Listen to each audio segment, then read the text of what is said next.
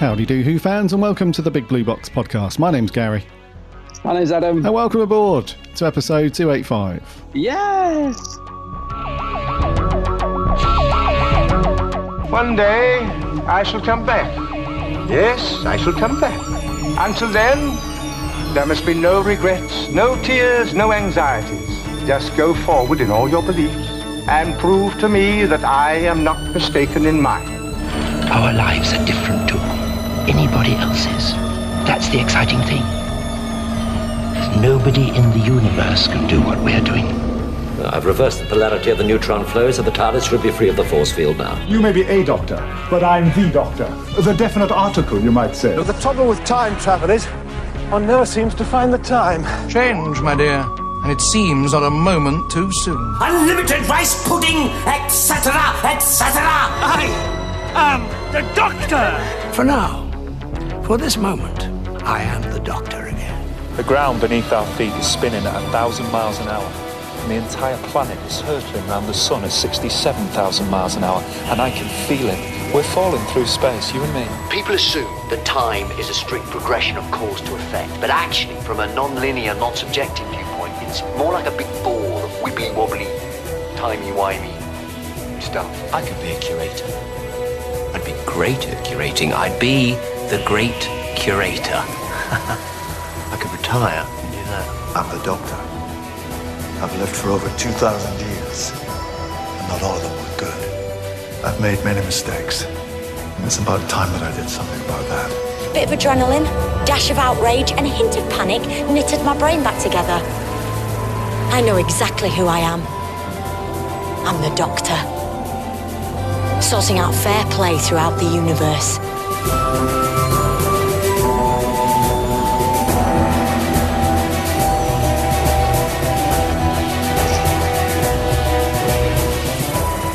Howdy do Who fans, welcome back to another week, another episode. This is 285.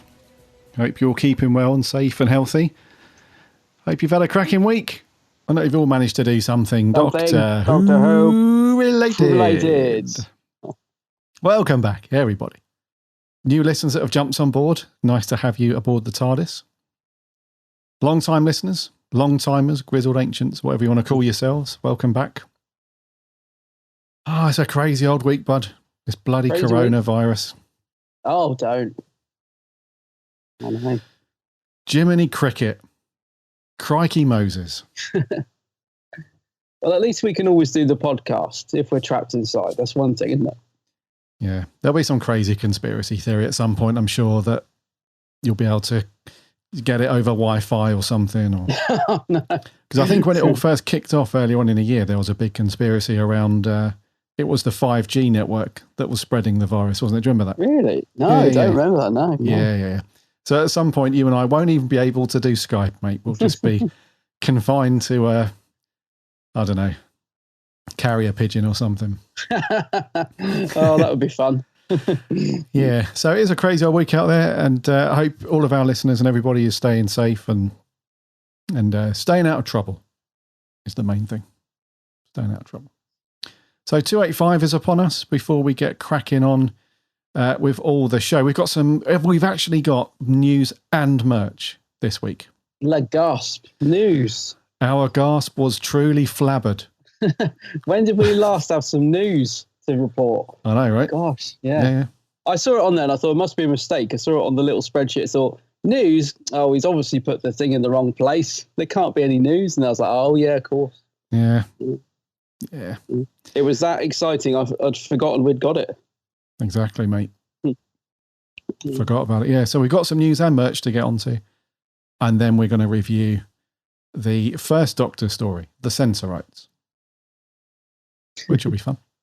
No, I think that will be fun, Yeah. 6 bloody parts. Anyway, bud. But there 6 parts, but there were many times in that story that I was thinking if we were watching this together, we would be cracking up. I felt, I had that thought all the time, mate, especially watching Classic Who. Thinking if I was watching this now with Adam, we'd be in stitches, we'd have to pause it. There was definitely a couple of bits in this one where I just sort of laughing, thinking if I was with Gary now, we'd be in pieces. We'd have to stop the DVD and just compose ourselves for a minute. Yeah. Yeah, I read you, man. Yeah. Yeah. How have you been, dude? How's your week been? You all good? Yeah, not too bad at all. Yeah, a pretty good week. I mean, obviously, being a 6-parter, I haven't had a chance to watch any other story this week, but I did manage to get in the Big Finish audio that I wanted to listen to, the short trips. So this was a part of the Time Lord Victorious. It's called, well, it's like a double master story. So you got Master Thief, the first story, which is Delgado's master, and then the second story, Lesser Evils, with Anthony Ainley's master. It's all told and voiced by John Coleshaw, who does a very good impersonation of both, actually. And he tells the story well. I mean, he's sort of perfect for this type of thing because they're only 40 minutes each. I'll tell you what, I really, really enjoyed it.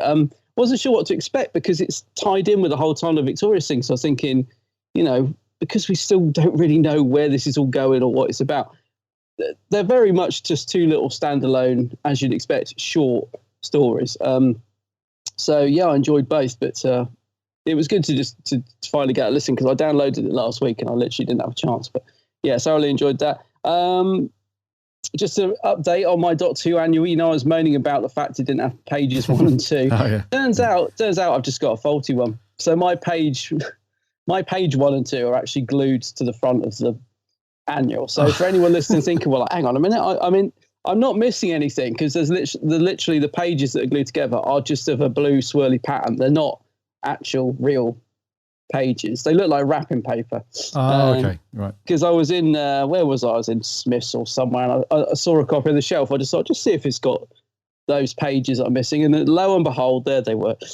So that wraps that little mystery up. I haven't really been doing anything else. Did you get a chance to watch Jodie on the Jodie Whittaker's did the Who Do You Think You Are this week? I haven't had a chance to watch it yet. I'm going to have to catch up on the iPlayer. Just wondered if you'd watched it. No, mate. No, I don't watch that anyways. No. Well, I don't know. I'm normally on that program. They force them to cry, don't they? It's like they're not happy unless they're crying by the end of it. So I don't know if she ended up crying, but yeah, I've got that ready to watch at some point. You're just not into that program, or? I've seen it a couple of times, but yeah, I'll probably check it out at some point. Yeah. Oh, Jodie. But no, I don't, Jim. I think I saw the Danny Dyer one, and I saw the Ant and Dec one. Danny Dyer, mate. All right, mate. You're watching Danny Dyer. White Geese, yeah. And I saw the Ant and Dec one, and I think I've seen one more. I think there's about 50 of them, I guess. But yeah. I remember when I was quite into them when they sort of early on in that series. I remember quite liking that show, but I haven't watched it for quite a while. But I thought as it was Jodie, I'll dip in and have a look at that at some point. Have a look. But I haven't really been doing anything else. Have you been watching any more Blake 7? No, I've only seen the first ep. Oh, no, sorry. I've seen the first one. No, sorry, I've seen the first two. I've seen the first two eps. Oh, and, yeah. Frickin' hell, mate. I've got to be honest with you, dude. You know I love you. And you know that. No, you can't give up after 2. I'm not going to give up, but you know I love you. And I know that you love Blake 7, but frickin' hell, mate. What, too dour or what? What's not grabbing you? It's... I get the whole vibe of the story, right? I get the whole, it's certainly not happy times, is it? Not the first series. Yeah. Yeah. But bloody hell. It feels like somebody turned up on set that day, episode 1. They're all ready to go. Everyone's, brand new show. Everyone's in it. Somebody turns up. My dog's died. It's not that bad. And everyone, okay, in the first 2 episodes, I can not count on one hand, I can count on one finger the amount of time somebody smiles. It's not a comedy. I know it's not a comedy, but I'm thinking, bloody hell. I really hope that something happy happens or something good happens in the next sort of 2 episodes. Because, don't get me wrong, it's got that cool kind of, it basically looks like Doctor Who. The way it's, classic the classic Who, the way it's, the way it's sort of produced and filmed and stuff. And, it's got that old kind of cheap budget classic Doctor Who feel to it, which is cool. But the characters, crikey, like they're all bloody, I don't know, they take some happy pills, mate. Yeah, they're not the most happy of teams, but the thing is, you got to plow through, because the thing is, Terry Nation wrote the first series. It was his thing, and yeah, it does start off a bit bleak. I'll give you that, but God, once it gets going, it is such a good series. And you talk about the characters, like you will grow to love them. I mean, like Avon is just one of the best characters ever. But you got to persevere, mate. I know series 1 can be a bit hard, I suppose, because Terry Nation writes the whole lot. And he is a bit bleak, but once you get past that and he's sort of taking a back seat and starts letting other people write it, it's brilliant. Okay. But so you only got to. Yeah, so I'm at the 2 episodes in, but I'll stick with it, dude. I will stick with it. Stick with it, stick with it, because there's some great stuff to come. Yeah, some great stuff. Blake! I just keep thinking now the bit where in the first episode where they're all getting gunned down in the. It is a bit. There's a bit where there's he keeps having a flashback to. Sort of being, I'm not sure if he's being beaten or something. You know, the bit in the sort of looks like a sort of underground tunnel where it just there's like a masked guard that's repeatedly sort of bashing. I don't know. Yeah, it is a bit bleak, first one. Yeah, it's not. Don't put it on if you've had a bad day. Well, I was going to say that. Yeah, anyone that's thinking of, because anyone that's got BritBox, they've just added all of Blake 7 to it in the last couple of weeks, so it's great. I was going to say that though, if you're having a bit of a shocker, a bit of a bad day, don't put that on yet. Wait and then. But then I felt like that about Survivors, because everyone talks about Survivors was a great series again, written by Terry Nation, and it's from that sort of era. And I thought, everyone. So I bought the box set and I watched 2 or 3, and it's about plague and all this sort of stuff. And I was just like, I gave up. I literally was like, I can't watch any more of this. It's so depressing. But then everyone says how good it is, and I keep thinking, no, I must go back to that. I must go back and get into it. But yeah, if you want really bleak Terry Nation, perhaps avoid Survivors. But it's one of those that everyone raves about, so there must be more to it. I do need to revisit that at some point. I think I literally watched 2 or maybe 3, actually 3. Oh, okay. And that was enough. But it was very gloomy though. I mean, the thing is with Blake 7, at least he does have some quite interesting visuals. Like the episodes of Survivor I watched were very much like dimly lit BBC sets with lots of talking. Lots of people just being ill, and I was like, this is not for me. But yeah, I'll go back to it. But I haven't really done anything else, right? I've just it's been a bit of obviously watching the Sensorites and stuff. Actually, I might forget to say this later, so I'm going to say it now. I did watch, because I do always like to watch the extras on the DVDs, and there is a really, really nice, quite short little extra on there with Toby Haydock, where he goes on in search of finding out about the writer of the Sensorites, Peter R. Newman, because there's literally nothing known about him. It's like this enigma, this mystery. There's no photos of him. People just don't really know anything about him. There's no interviews with him anywhere, apparently.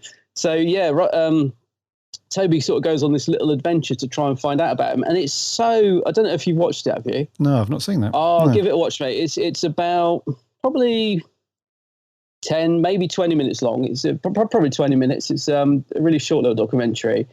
And it's so heartwarming, because it's just this mystery figure. And it's a bit like, it's a little bit like, who do you think you are? Toby finds one little strand that he latches onto about this guy, and then it leads him on to lots of other things.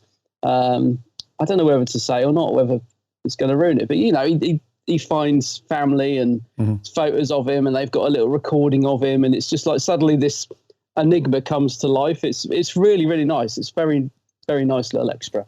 So that's definitely worth watching when you get a spare 10 minutes. Yeah. Nice. Yeah, it's good. Yeah, really, really good. So I watched that. That was another little thing. Oh, cool. Yeah, when I did some research for this, I did read that this was his only Who story. And I think after this, he kind of became a bit of a recluse. I think he had major writer's block and gave up writing, I think.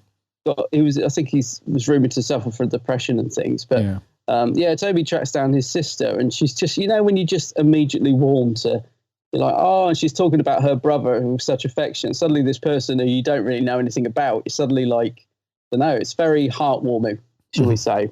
Yeah. Yeah, so that's good. Do you ever watch the, whenever we, no, because you watch BritBox, don't you? Because I all the time. Oh, okay. Yeah. But whenever you watch a DVD of Classic Who, do you ever click on the Come In Now trailers just to watch them? Because I've got a real affection for some of them. Yeah, they're wicked. Yeah. it was so exciting at the time when you'd buy a DVD, and obviously there were, sort of in the early stages when they hadn't released all of the stories, so you'd be like, oh, what's coming next? As I look at this trailer, and some of them are blooming good, weren't they? They're quite exciting, and they make a lot of the episodes look a lot better than they are. But yeah, I'm trying to think what it was in this one. Oh, Robots of Death. Oh yeah, trailer on this one. Yeah, and I was thinking, gosh, Robots of Death wasn't out when this was out. That's amazing. So yeah, I love watching those little coming soon trailers. Yeah, they also make the McCoy stories sound and look really good. Yeah, for some reason they just look really epic. Any of the McCoy stories in those coming soon trailers. I think that's because in the McCoy era you do get lots of. So I'm thinking of sort of Silver Nemesis, for example, where there's lots of gunfire and those little BBC explosions that we used to get in the McCoy era. There's lots of those that they could use and to make it look. I mean, well, we both love the McCoy era, but yeah, I know what you're saying. There's lots of little bits that they can take from that and make it look. God, that looks good. Yeah, like the bit where he walks out of the tent in Greatest Galaxy and the explosion. That's like. Oh, it's a classic. Yeah, like the music cuts at that bit and boom, and then it kicks back in. And yeah, it's like they are cool, those trailers, actually. They are good. Gosh, that's made me want to watch Greatest Show now. God. Indeedy.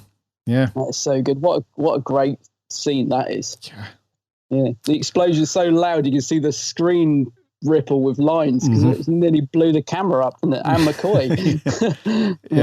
He held his own though. He just casually walks out, doesn't he? And awesome. That was I think I said it on our review, but that was the story when I thought he was regenerating. When he goes into the tent and all the lines started coming, and I thought, what's happening? So I honestly thought it was a regeneration, because back then it wasn't, it wouldn't have been a big announcement thing like we get now. But I'm glad it wasn't, because I, as you know, love McCoy. Yeah, you wouldn't have had some of the other stories, mate.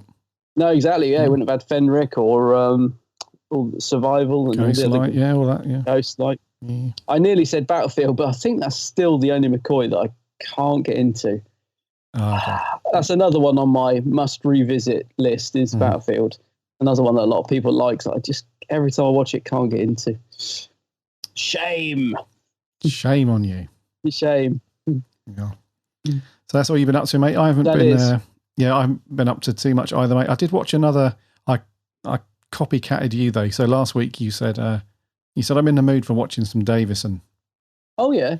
And I was like, oh, actually, yeah, that's not a bad idea at all. I'm going to copy Adam and watch some Davison. So I didn't watch anything too crazy. It's a fairly low reviewed episode that I watched. It was the old, the non-affection Five Doctors.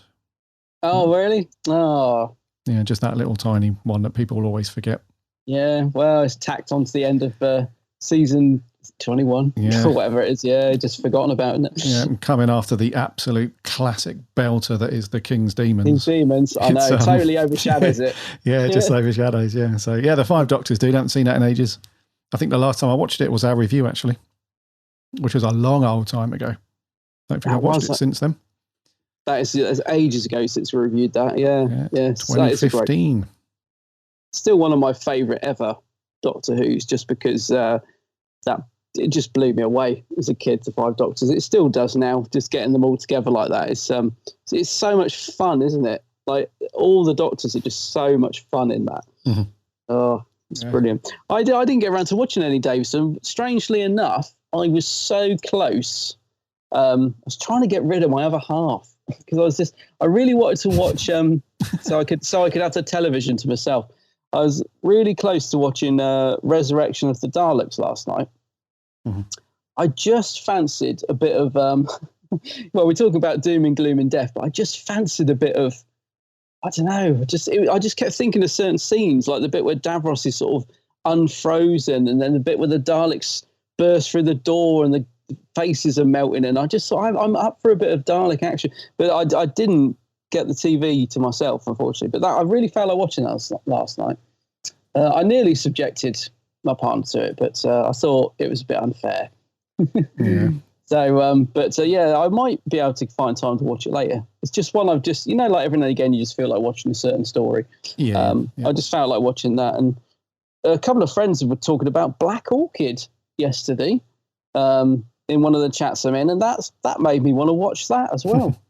It's cool, isn't it? How you Just even sometimes when you just hear the episode title or the story title, you think, actually, yeah, could probably watch that again. Haven't seen it in a while.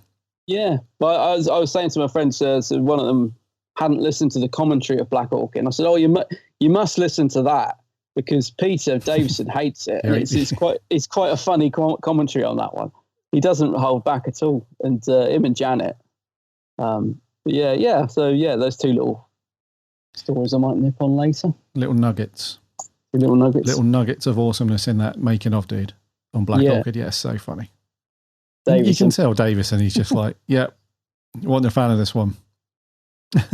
Like, he does speak his mind, doesn't he? I mean, I think a long time ago he was perhaps got a bit, fans didn't like it. Like I said, Davison was slagging off this story, and I'm going back quite a few years. Davison's slagging off his era, but I think now we quite like the fact that he will say if he doesn't like something, but he'll also praise stuff that he did like. Yeah, that's cool. Yeah, your Black Orchid. Yeah, so I watched Five Doctors, mate, and then obviously the Sensorites, and all I've been up to. I've just got visions of Adric stuffing his face now, from Black Orchid, when he's just eating the entire table of food. It cracks me up. Greedy pig. Greedy little piglet. Yeah. Pass the sodium chloride. No, right. That's my favourite lines. Right, that's what we've been up to. Yep. Before we crack on with the show, remember to subscribe to us on whatever podcast app you listen to your podcasts on. Just do a search of the Big Blue Box Podcast. You'll find us on there. We're on Apple Podcasts, Spotify, Stitcher. We're now on the new Amazon Podcasts network that they've just launched recently. We're on Google Podcasts. We're on everything. Just do a search. You'll find us on there. We'd love to have you as a sub. And if there's whatever app allows you to do reviews and ratings, if you could spare a second to do that, that'd be awesome if you like the show, because that helps us out loads and loads. Or head over to the website, bigblueboxpodcast.co.uk. You can listen to all of our shows on there as well. Plus, there are links to go off to the various social networks that we are on. We're on Instagram, Twitter, and Facebook. So come and give us a like and a follow over there. We chat Doctor Who throughout the week, and we have a free Discord server too. So come and join that and hang out. We had a bunch of people join recently over the last week, which is good. That's so there's cool. Tons of Who fans there now. All chatting about Doctor Who. Loads of really cool subjects as well. Lots of Big Finish talk. People, nice. Yeah, people posting photos of their collections and chat around that, and it's all good. So come and hang out and chat Who over there. And on the website, our writing team have put out some cool articles recently. We had Mark Donaldson. He put out his full 4-part review for Restoration of the Daleks and the other episodes, the Time War Volume 4 box set, which is really good. We had Jordan diving into the Big Finish vault for Shadow of the Scourge. He also did his really cool Doctor Who series pitch, where he basically comes up with a whole series of shows that he wants to do for a new series of Doctor Who, and he's up to series 5 now. So he has put down some awesome ideas for Doctor Who episodes, which is really cool. We also had the latest Big Finish, Doctor Who, The Sixth Doctor and Perry, Volume 1. Oh, yeah. Yep, that went up by Jordan as well. That's up there now. And then going up later today, we have Maria's review of the McCoy story from Big Finish, The Flying Dutchman and Displaced. Sweet. Which looks pretty good. So literally tons of content over on the Big Blue Box website, as well as all the podcast apps and stuff. So, go and check that stuff out. I'm going to start a campaign, a Jordan Shortman for new showrunner. New showrunner, yeah. He's got some great ideas. I tell you what, dude. Normally when you're sort of sat around the table or around the pub, or whatever, and you're talking about stuff that you would do. Yeah. Because we're all experts at show running, a big successful TV show and stuff. You'd always say, oh yeah, I'll do this and I'll do that. The stuff that Jordan's put down, I mean, he outlines everything, like all the characters, the main story plot, the titles for all the episodes, the synopsis for all of them, how they all link together. It's very, very cool. But I like so much more in depth than you and I would do, in a drunken conversation at the pub. Yeah, exactly. Yeah. Oh, that bloody story. Oh, yeah. I'd have redone that one. Yeah. Yeah, go and check out Jordan's stuff. Well, check out all the stuff, because all three of those guys do amazing content, don't they, on our website. They do. Yeah, very, very cool stuff. Yep. Right, dude, let's land it and do A wee bit of news. News.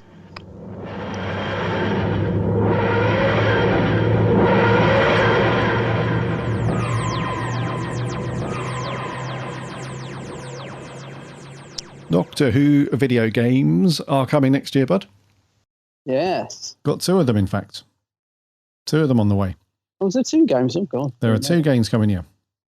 One of them is like a typical PC console game, and the other one is a mobile game. So the first one is called Doctor Who: The Edge of Reality. And this is... So these guys, I think these guys did the virtual reality game last year. I think it was called The Edge of Time, it was called. Oh, Edge of Time, yeah. Yes. So this one is from the same people, and it's coming to consoles and PC. And it kind of, well, they label it as it's reimagined and built upon last year's VR experience. And it doesn't say anything about VR, this one. So assuming that you won't need VR, you can just crack on and do that. But it's got brand new gameplay, apparently, new monsters, new worlds to explore, and players will wield the 13th Doctor's sonic screwdriver on a quest to save the universe. Players will be guided by the 13th Doctor, voiced by Jodie Whittaker, and joined by the 10th Doctor, voiced by David Tennant, which is all good. And the synopsis is dive back into... the other game that's coming, the mobile game, dive back into Blink and explore the hidden past of the Weeping Angels in a groundbreaking found phone, handheld and mobile game. So I think what they mean by that is, you know, the horror movie style that's in the sort of found footage, a bit like the Blair Witch Project, that kind of thing. It's that kind of style, and it's called The Lonely Assassins, and that's coming to iOS and Android phones, as well as the Nintendo Switch. Which is good. So the game will see players uncover and decipher the mystery of a found phone, unravelling a sinister series of events taking place at Wester Drumlins, the iconic uninhabited home featured in the legendary story Blink. Someone is missing and a menacing new nemesis has emerged. Players will work with Petronella Osgood and other classic characters as they get steadily closer to the truth. There is only one truth. Don't turn your back, don't look away, and don't blink. Which sounds very cool. So the first one, The Edge of Reality, that's like a proper console game with a controller, also on a PC and all that stuff. That's made by Maze Theory.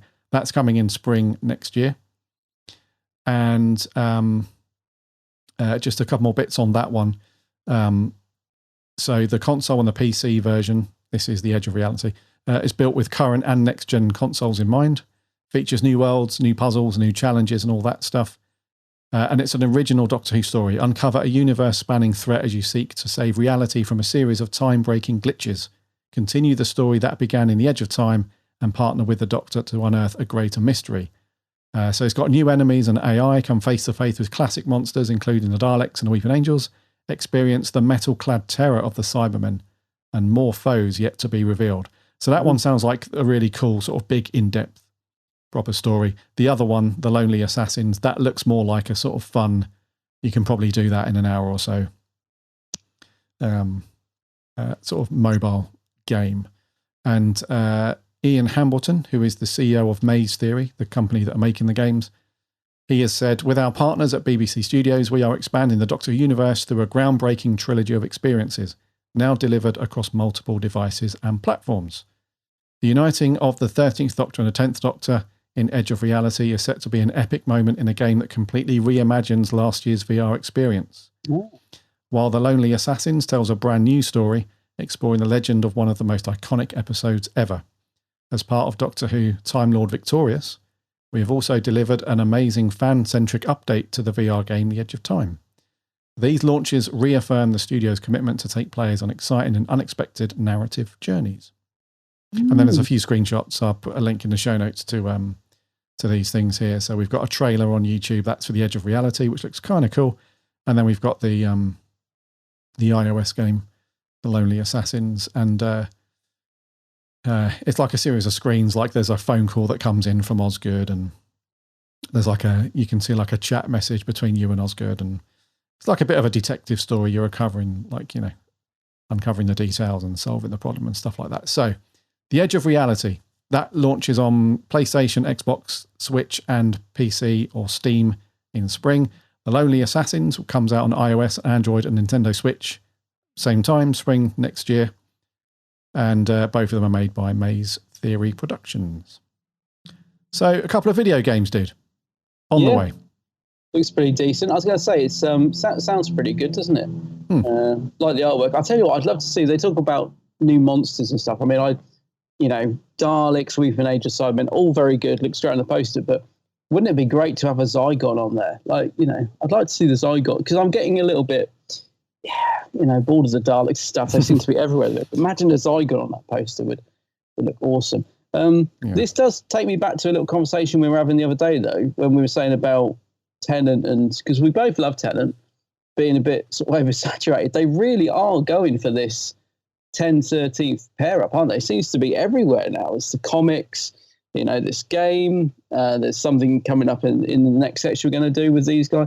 So they're really sort of pushing the 10 and 13 thing, which is great, because I mean, I don't really have a problem with it myself, but I know a lot of people feel that it's sort of, we should be just focusing on Jodie because she is the current Doctor. And I do get that side of the argument as well. It does feel like it feels a bit like they're afraid to let Jodie sort of stand on her own a bit. And I don't know if that's just because of the decline in sales in merch that they feel they've got to add on 10 because they know he's still very, very popular, or what. But I mean, I don't know. I think this to me sounds very, very good. But I do get why some people, like Jodie fans in particular, are a bit like, no, 10 again. Why does he have to be hanging around? But sounds pretty decent. Yeah. And the trailer for The Edge of Reality, it shows off, like, it doesn't show much in the way of gameplay too much, but it does show off the graphics a little bit, and the graphics do look kind of cool. So that's good. Yeah, it's not a bad trailer, actually. Right. So we finally got some news about the up and coming festive special called Revolution of the Daleks. So there was a thing at the New York Comic Con recently where they this lady interviewed Jodie and it was Mandip and I think it's Bradley Walsh, wasn't it? Bradley, it's the three, wasn't it? Yeah, to interview those. I watched a little bit of it. I don't know why. I just didn't. It's another thing I need to go back and watch fully. I watched a bit of it, but I don't know. It didn't grab me at the time. I was probably in a bad mood, so I haven't watched the full panel yet. I don't know. Sometimes those guys just don't grip me, and sometimes they do, and I haven't watched it fully. But they did, during that whole New York Comic Con, they did release 2 new images from the forthcoming special just to whet our appetite. I think a lot of people were hoping for a trailer, which we didn't get. I think a lot of people were hoping that they were going to confirm if it was Christmas or New Year's special, which they haven't. It's still called the festive special. So we got 2 images. We've got one of the Doctor in like a red jumpsuit. This is, I guess, a prison garb, and she's scratching lots of lines on the chalkboard as if she's like counting the days in the cell. And then the second image is Graham, Yaz, and Ryan sat around a coffee table, looking bored or pensive, whichever you want to say. So we've got 2 new images. Not a lot, really. I think we were expecting a little bit more, but nice to get something. And we got a synopsis as well, which is: the Doctor is locked away in a high-security alien prison, isolated, alone, with no hope of escape. Enter Jack. Oh, sorry. Far away on Earth, her best friends Yaz. Wow, of course it's going to happen, isn't it? Far away on Earth, her best friends Yaz, Ryan, and Graham have to pick up their lives without her. But it's not easy. Old habits die hard, especially when they discover a disturbing plan forming. Ooh, a plan which involves a Dalek. How can you fight a Dalek without the Doctor? So, it's an intriguing... It makes it sound like it's going to be a Doctor-like episode, doesn't it? I'm almost getting sort of, what was it, Christmas Invasion, when Tennant was hardly in it, when he slept in bed all. Was that a Christmas Invasion? Yeah, it was, yeah. Yep. Yeah. I'm sort of getting those sort of vibes. I mean, I don't know if it will be, but it sounds like the fan have got to fight for themselves, if you like. So intriguing, but I mean, I like the image of the Doctor. I think that's pretty cool because she's got this red, jumpsuit. It's something a bit different. She looks a bit different. She's got her hair scraped back. She's counting the days. What's going on? So that's interesting. But this second promo shot, I mean, seriously, I know the Chibs likes to keep the cards close to his chest, but it's just them sat around a blooming coffee table, and Ryan he's sort of slumped in his chair. I mean, I don't know. Over to you, mate. What do you think of the content that we got from New York Comic Con? What do you reckon to it? Well, I think it's just it certainly doesn't give anything away, does it? The only thing that we know, or we potentially know, is the image of Jodie. She's crossing out loads of numbers on the wall. We assume that's how many days, maybe, that she's been imprisoned for.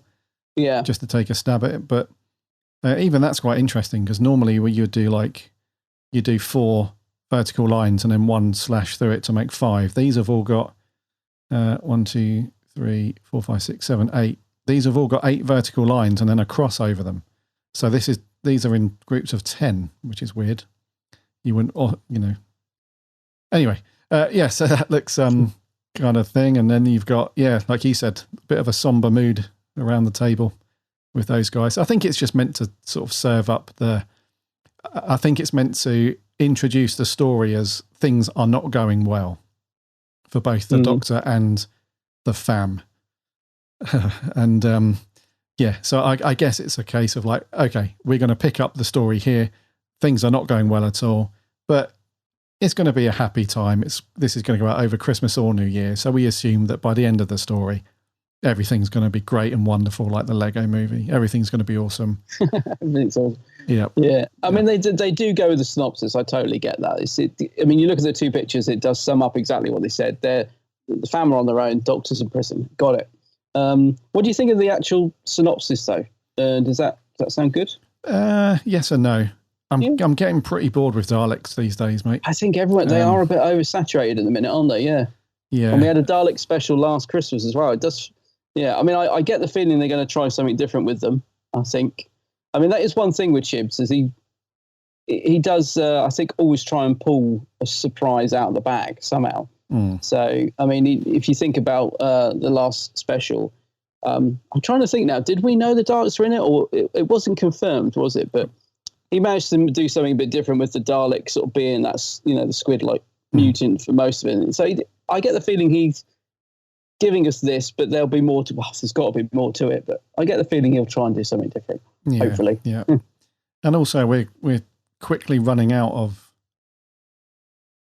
nouns or adjectives to use for these stories. Like it's something of the Daleks. Like true.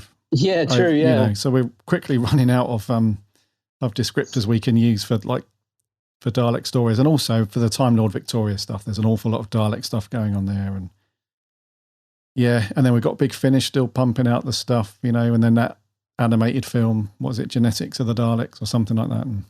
Oh yeah, that. A lot of the Dalek things begin with R as well. It's like Revolution of the Daleks, Remembrance of the Daleks, Revelation of the Daleks, Revolution. And so there's a lot of R in the Daleks. I'm trying to think if there are any we haven't used. Off the top of my head, no. Did you watch any of the Comic-Con interview, by the way? Yeah, I did watch it. Not live, but I watched it on YouTube after it went out. It was kind of cool. It was cool to see just people talking about Doctor Who again, a new Doctor Who, which is good. Yeah, and they all seem to be like, especially Jodie, they all seem to be really high spirits. Like you can tell they're just trying to be like, don't worry, everybody. We can't tell you exactly when, but new Who is on the way. Don't worry, it's all good. So they were trying to keep everything upbeat and. You do always get the impression that Chibnall's just out of shot at the side of him, like frowning. Just leaning over, frowning, like, don't say anything. No, we won't. No, he does like to keep close to his chest. No, I will go back and watch it probably. I only watched a little bit of it. I'm trying to think what the presenter called Bradley when she introduced him, because it was quite funny, because he looked a bit like, what? She said, oh, and you're not the scamp. I can't remember. She used sort of like quite an unusual... I think she meant you're like the comedy, the comedy sort of character, but she called him something, and it was an unusual term. But yeah, no, I'll go back and watch it properly, just to see what's it. But I knew they wouldn't give too much away. I know that was never going to happen. No. So yeah, 2 new promo images there to whet your appetite, and we are creeping towards. Time is flying by at the minute. This is going to be going to be here before we know it, I reckon. But then it's just, what worries me is we're going to get this special, and then it just feels to me like a void. Like there is just nothing, anytime soon after this goes out. So I almost, although I'm looking forward to it, I'm almost sort of dreading it being over, because then I think, then it's a massive gap again, isn't it? But anyway. And there are rumours knocking around that because of the delays with COVID, that we're not going to get any Who next year. It's going to be 2022. Oh, I wouldn't be at all surprised. Yeah, I would not be at all surprised. So, yeah, mate. Yeah. Not good. Can you think of any an R word that we could use for with R? With R, yeah, that hasn't been used. So revolution, remembrance, revelation. Revenue of the Daleks. Let them set up a business. Yeah. Yeah. I'm not sure, man.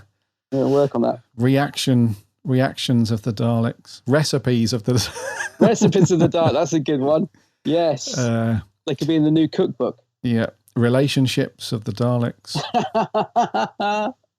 Yeah. Have we had resistance yet? Have we had resistance? Oh of no, the Daleks? that's good. Resistance. That's a good one. Mm. Yeah. Unless Big Finish have used it, but I actually quite like that. Resistance. That's coming at some point. That's got to be used. Yeah. I await my check in the post. So yeah, dude, that's for the season special. I bloody hate this, man. Just tell us it's coming, because there's only a week, right, in between Crimbo and New Year. Yeah. You can't tell me that they are still undecided about stuff that needs to be done that would affect this episode rolling over by 5 days. Just tell us now, is it a Crimbo special or is it a New Year special? Exactly. Whatever. Yeah. So we can plan our lives, for God's sake. Just let us live. Yes, right. So anyway, yeah. Revolution of the overused space mutants. That's it. Right, dude. Let's talk about some merch. Let's do that. Okay. Merch corner. Merch corner. Merch corner. It's a bit rubbish, but it's pretty. It's very pretty. Well, there you are, young man. What do you think of that now, a Viking helmet? I know, it's on the telly. It's everywhere. I don't know whether to be impressed or disgusted. I work in a shop now, here to help. He's loving all this Dalek chat, isn't he? Look at him, look. Yeah, he's going round the circles. Oh, God. Loving it. And he's gone. Yeah, just like that. Good mood lasted about 3 seconds, mate. Doesn't like to let the guard down. He doesn't like to be seen to be happy. He feels like he's dropping the hard act. He's a Dalek. He's not meant to be happy. What's that? Well, we chose R just because of the other ones. All right. Apparently, there are other letters in the alphabet we can use for those stories. Apparently, but I don't know. Anyway, bye. B&M stocks. Oh, don't. Bloody B&M, mate. Oh, don't get me started on this. I feel like the rant jingle might be pulled out of the box today. Yeah, get it, yeah. B&M stocks apparently have now been sorted out. Oh, have they? For the October stock. So I think this is a carryover. So I think there was a couple of sets that came out in September. Plus we got a few sets that are coming out this month in October. But there's just been a bit of hokey cokey. Is your left foot in or out? Are you in or out? Come on. Character. Are you sending them out or you're not? And B&M, are you displaying them or are you not? We don't want to do turnaround. We just want to have it on the shelf. Simple. That doesn't seem to be the case. Simple. Yeah, it should be simple. Yeah. So apparently stocks have now all arrived in the sort of warehouses for B&M, and they are going to be distributed to all the shops within the next few days, in the coming days, apparently. And now we're reading this story on the doctorwhosite.co.uk. Brilliant website we've used over the years. Oh, I use it. I literally look at it every day. Yeah, it's cool. So they have also very handily put some barcodes up. So I believe there's an app, right, for B&M that you can scan a barcode and you can see. I was about to say where you can see where things are in stock, but apparently that's a bit of a loose phrase these days. You can see roughly if that particular item is on the planet and then you can see very, very roughly if it happens to be in our country, and then even more roughly if it happens to be at a shop near you. That's how I understand it works. It's not far off. I mean, it's a bit of a waste of time. So you used to be able to scan the barcode, and then it would say whether it was in stock or not, but it didn't necessarily mean it was on the shelf. So it could just mean it was in stock at their particular, local warehouse or whatever. Yeah. Now, if you scan it, it just says, whatever one you scan, it just says, please check your local store. So you have to, but you can't phone your local store anymore. They've taken that away. Yes. That's it. So you can't phone. You can check the app, but it doesn't tell you if it actually has stock. It just tells you to go to store. So in other words, you may as well not bother with the app, because the long shot is you just have to go to store and keep checking until they actually put them on the shelves. Yeah, it's ridiculous. So the app's useless, basically. It's a waste of time. And you can't phone the store. You can't talk to anyone anymore. That's been taken away. So, yeah, you literally just have to keep going to store. Brilliant. Which, if you're like me, somebody who doesn't drive, I've got the bus 3 times now to my local, because I kept thinking, so you can normally gauge once you start seeing people on Twitter, you start to get a vibe of, the sets are out there. I'll probably give it to the end of this week and I should be cool. And with the previous sets, that's what I've done. I've sort of tried to gauge it from what I'm seeing online, and sometimes I've been lucky and sometimes I haven't. The last sets I've absolutely struck gold. The day I went, they had them all out. I got them all in one day. It was great. This time, 3 times I've been to my local B&M. I've wasted so that's £6 a trip, 6, 12, £18 just on a bus fare to get there. And each time all they've had is a million fam sets, and that's it, all the old sets. And so it's so frustrating, because you're like, there is no other way to check. So you just literally have to keep going to stores. And my local store isn't that close to me, hence the, bus ride there. And I know a lot of people have the same thing. You have to travel out miles to get to it. So yeah, it's a bit frustrating, but they're saying stock's arriving, but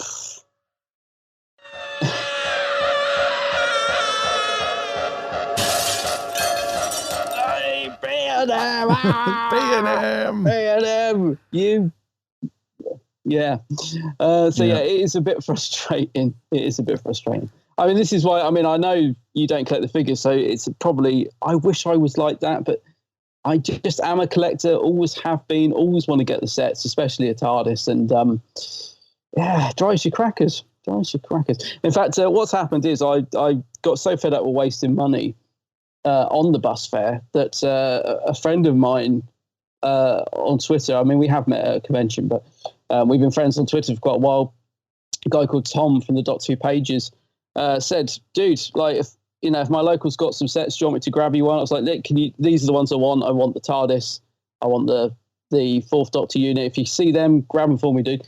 Got them, sent them to me, arrived 2 days later, paid him for the postage. He just literally charged me for the sets. And I thought, if Tom, my mate from Twitter, can do it, why the blimmin' heck can't they sell these online and, just make life easy for everyone? So thanks to Tom, I've managed to get the TARDIS and a couple of other sets. And also, I haven't got it yet, but our good friend, Proctor Who podcast, our good friends from Proctor Who podcast. Proctor, yeah, great podcast. Mark is picking up a TARDIS there's a young lad who lives up the road from me. He's like my little B&M spy as well. So because he's at school, so he gets to go in with his dad, and he keeps checking for me. In other words, he's like, no, they haven't got them yet. I said, I can get you a TARDIS, mate. So Mark from Proctor Who is very kindly sending a TARDIS for him. So it's really nice that the Doctor Who fandom, although it gets a bad rep, we're all sort of helping each other out getting these blimmin' sets. But it shouldn't be like that, should it? Like you said, what's difficult? Make the sets, send them to the shop, put them on the shelves. Why is it so difficult? And why are they all on eBay for they're all on eBay for like 50 quid each? Yeah. The old scalpers. Yeah. Because that was the thing I was starting to think. So somebody said, well, I think all the B&M staff are just selling them themselves. And I was like, well, no, I'm sure that's not happening, but it feels like, it feels like they're going straight from the warehouse to eBay, because there's loads of these sets on eBay. Yeah, there is. So I don't know where these people are getting them from. I'm sure. But yeah, and I'm not blaming the B&M staff, but I don't want to lawsuit. I'm not saying they are doing that. I'm just saying a lot of these sets are on eBay, and it's really frustrating. Well, they probably are, mate. Yeah. Well, no, let's just yeah. Well, let's confirm it here. They 100% are doing it. No, we're not saying that at all. It's just No. it just feels very. It feels like this is much harder work than what it should be. Is the crux of the matter? It feels exactly, like yeah. Because the other thing that rubs salt in the wound is this app and the barcode. So the Doctor Who site, I'll put a link to it. You can go and check it out if you want to try your luck for your local B&M. Install the app, give the barcode a scan. You might get something, I don't know. But, you know, the B&M do say that the barcodes that are used to check stock through the app, they can show either when stock's on its way, or if it's in the waiting room, or if it's been put out, or if it's already sold. It's just not a conclusive, like, yes, they've got stock, or no, they haven't. So, and these guys as well, they make a very good point. They say, we strongly advise you make whatever checks you need to check whether they have availability before travelling. Now, that is quite difficult, as you said, mate, because you can't call the stores anymore. So if you scan the barcode and it says, yep, we've got stock, just be aware that doesn't mean that they have stock out on the shelf. It might mean that that store is expecting stock within the next however many days or hours.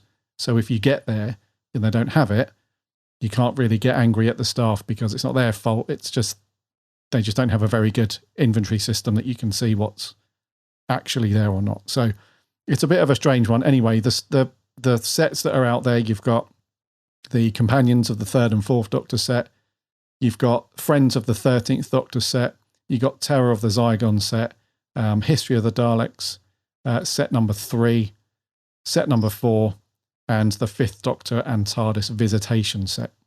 So they're the ones that everyone's sort of trying to find at the moment. Some of them are harder to find than others. I was in a B&M here in my town week before last, and I saw the Companions of the 3rd and 4th Doctor set on the shelf, as well as the Friends of the 13th Doctor set on the shelf. I didn't see any of the others, though. So they only had those couple there. It's not a very pleasant experience, because, I mean, even when you do go to store, and I've had this a few times now, so I asked one of the assistants, she was putting out stock, and because the website we talk about gives the product codes as well as the barcode, I just said to her, are you able to check if you're, got any of these? Because I've known friends before that have gotten to check and they're like, oh yeah, we've got them. And they will literally go and get them from out the back. We're just putting them out. I'll go and grab you one. God, you'd think I was asking for her to like shut the shop and just put the shutters down. It's like such an effort as well. She was like, oh, well, like, it means I've got to go and get a machine. I went, oh, well, would you mind? Oh. So off she plods, she gets this looks like a card reader type thing. She puts in the code, she snaps back, no, we haven't got them. And I was thinking, okay, it's all right. Dear.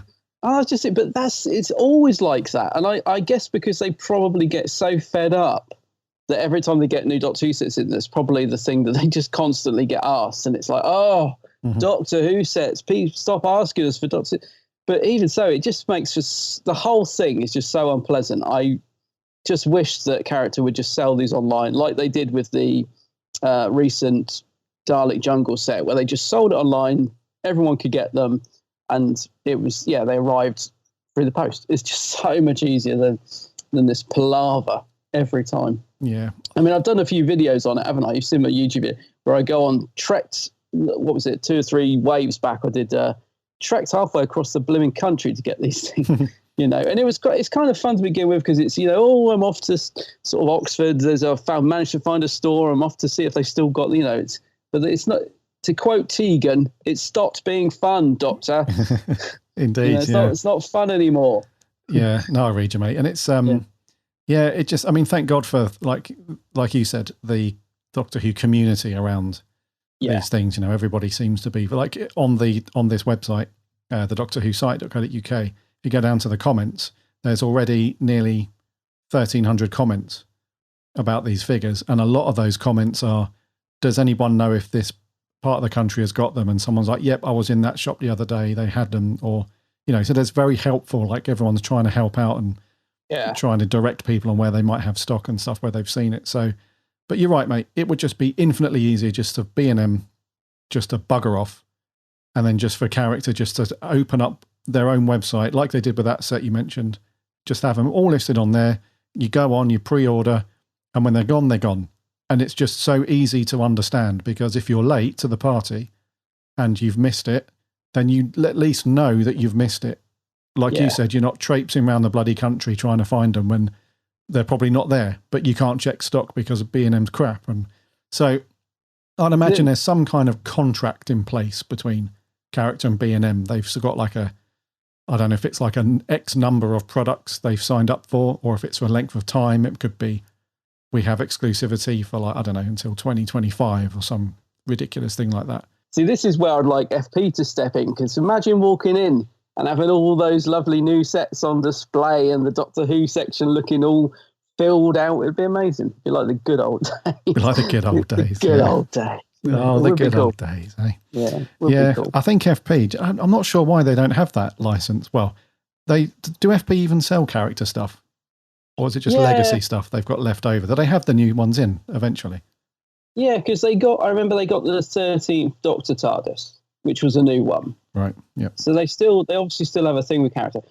I think what happened was when the sort of merch figures started to decline, I think sort of character must have struck up this deal with B&M, and they did a few tests, they did a few sets that obviously sold quite well. And thought, this is a good thing. And they've sort of obviously kept that relationship up. And to be fair to B&M, as annoying as I find it having to go to their store to get these sets, I suppose if they didn't support and buy into the range, then, we wouldn't have them in the first place. So, there is that side of it as well. They obviously B&M do continue to support the range and stock it and stuff, because that's another thing. It's one thing character producing the sets, but if no one's prepared to sort of stock them, then you're stuck. So, there's more to it than just, it's not all black and white, basically. But it would be nice. It would be lovely if I think it's the online thing that really bugs me. I think if you could get them online, that would make such a difference. And I think that's where B&M falls short, is because you physically have to keep going to the store. Yeah, it's a weird one, isn't it, as well? It's weird why B&M would want an exclusivity license with Doctor Who, for Doctor Who figures. It's a bit of a random... Maybe an intern at B&M a few years ago worked this deal up, and it lasted for X amount of years. I have to just see it through now, so I have to put up with all of this nonsense from Who fans and stuff. But yeah, it would just be cool just for FP, really, just to jump on board and throw a bit of money at it and get that exclusivity deal off B&M. Because that way they'd have it in stock. You'd have it in stock in a lot more places as well. So you'd have it in stock at B&M, FP, whoever else wants to do it, Woolworths, whatever. I don't get why it's so hard for them to sell online either, because, I used to have a really basic online store and it was pretty simple. I'd put up a photo of the product. I could control how many I'd got in stock.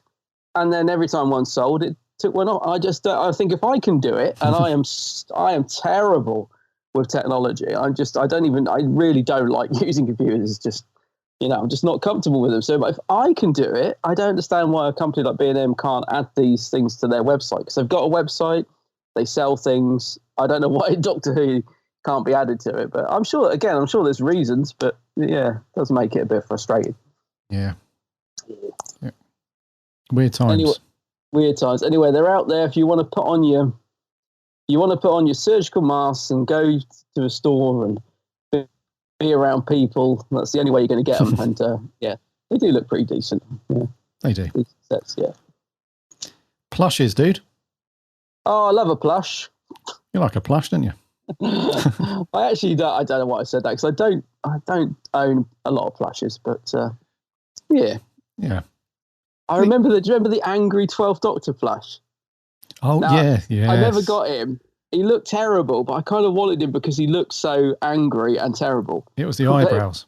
Yeah, it was a manic. I was going to get that plush, but I never got him. But yeah. But what are these ones? Tell us about these new ones. Well, the new ones, they've released 2 new ones for Children in Need, which is cool. Oh, yeah. Yeah, so this year, Children in Need, it's going to be slightly different to all the other ones for obvious reasons.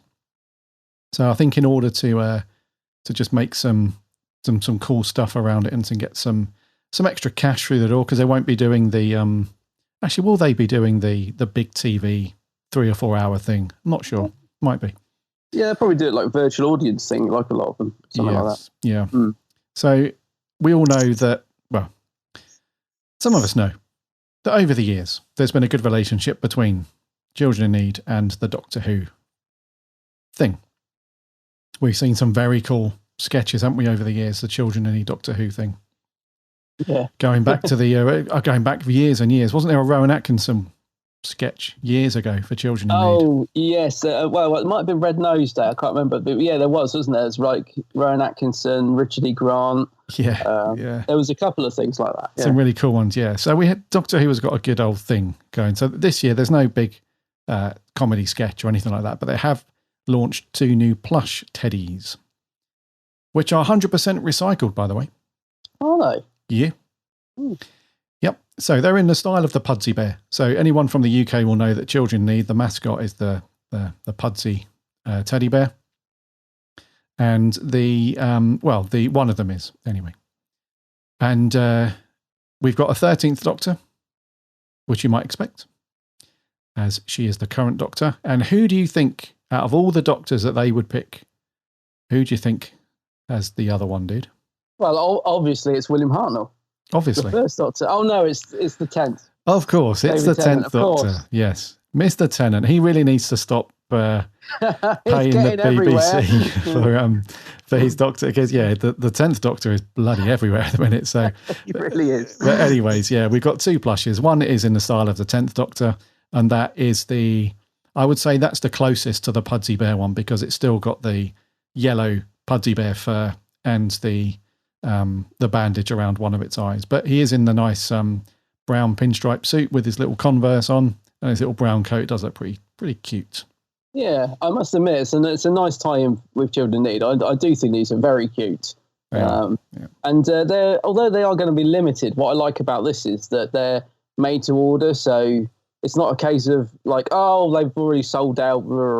You can. I think there's a limited time you can order them up to. Is it November something? 30th of November. Yeah. So you've got to get your order in before then, and then they'll be delivered. I think actually it's quite a bit of a wait on these. I think it's spring next year that they actually will start getting delivered. But they are cute, and it's Children Needs a great cause. I do honestly think these are a lovely little tie-in for Children in Need. They do look good. Yeah, they do. They do, yeah. And the 13th Doctor one, slightly different. That plush has got a bit more of a classic teddy bear feel in terms of, and it's instead of the bandage over one eye, they've turned it into a little bow that they've put on top of her head, which looks very cute indeed. And it's in the typical Jodie outfit with the blue T-shirt with the stripes on and the grey coat and whatnot. So these will set you back £20, which is actually pretty reasonable, dude. Yeah. Normally these things, I'll tell you what, mate, my 2 nieces recently did one over on my sister and her husband. They went into this place. In the UK, we have these shops called Build-A-Bear workshops. I've heard of those, yeah. Crikey. £120 later, they came out of there for a thing smaller than these. Really? Unbelievable. Yeah. Believe it. Anyways, these will set you back £20 each. I'll put a link to the show notes. You have to order them from the Children in Need website directly, but everything's legit through there. You can see some more pictures and all that stuff. Size wise, they're about 30 centimeters tall. If anyone's trying to picture that in their head, if you just picture like a standard school ruler, that's like the kind of height of them. They come individually numbered with their own little Pudsey passport. And they're made to order, as Adam said, and they're all made from recycled stuff, and they come in recycled packaging and everything. So nice and environmentally friendly. And the most important thing also, that what Adam also mentioned earlier, is it's for a good cause. Everything goes towards Children in Need, which is very cool. Yeah, I just realised. Do you remember we got Time Crash was part of Children in Need? Remember when the 5th Doctor met the 10th? Oh, yeah. That was Children in Need, wasn't it? Amazing. I remember loving that. Yeah. That was amazing. So, that was cool. I don't know if we'll get any exclusive content this year. Probably not, but you never know. Probably not, but it'd be a nice surprise if so. Yeah. It would, yeah. Yes. So that's your news and merch. All done. Review time. Yes. My boy. Well, actually, yeah. What? Yes. Chesterton. So, yeah, we are meeting up with the First Doctor this week in a story called The Sensorites. Out there is a planet we call the Sense Sphere. The creatures on it, the Sensorites, have always prevented us from leaving this area of space. You mean they have some kind of power over your craft? Somehow they have some control over our brains. And yet they've never made any actual effort to destroy us. Sensorites. They're near us now. Doctor. The Sensorites! Get back! Get away! You're in no position to threaten us. Grandfather, look! We're heading straight for it. What is it you want, lad? None of you can ever again leave the area of the sense sphere. Otherwise, we'll all be killed. I should cause you more trouble than you bargained for. It is useless to resist. The doctor, isn't he a dead? The other two approached it. I see victory for all my plans. Fire!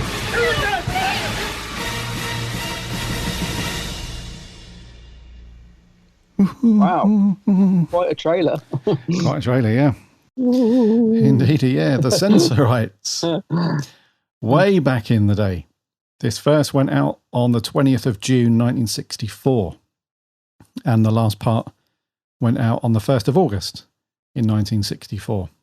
It's a six-parter, and it was written by Peter Newman, directed by Mervyn Pinfield for episodes 1 to 4, and Frank Cox for episodes 5 and 6. It stars William Hartnell as the first Doctor. And then we have our early TARDIS team of Susan, Barbara and Ian. And the story is kind of, so they arrive on board a kind of random spaceship at the beginning of the story, and their initial concern is for the human crew that they find. They think they're dead to begin with, but it turns out they're just suffering from telepathic interference from these beings called the Sensorites. Damn telepathic interference. Yeah, that damn thing. Yep. Susan manages to communicate with them and finds that they fear an attack by humans because they've been burnt in the past by previous humans. So this is just like a defense mechanism, I suppose. They travel to the Sensphere, which is the Sensorites planet, where the Doctor seeks to cure an illness which has been put in the water supply from a Sensorite that's up to no good. It kind of affects Ian as well. And and it's all, there's a little bit of politics going on as well within like the leadership in the Sensorites. And yeah, so it's a bit of a mystery, a bit of detective work needed as well. So alongside the Sensorites just being quite fearful of having humans around, there's also one of them in the ranks is out for power, unlimited power. Yeah. And yeah, so the Sensorites, dude. What do you reckon? It's a strange one. There is a good story here, I think. There is some really good ideas. It just feels very laboured. I think it probably is just because it's a six-parter. I think it's too stretched.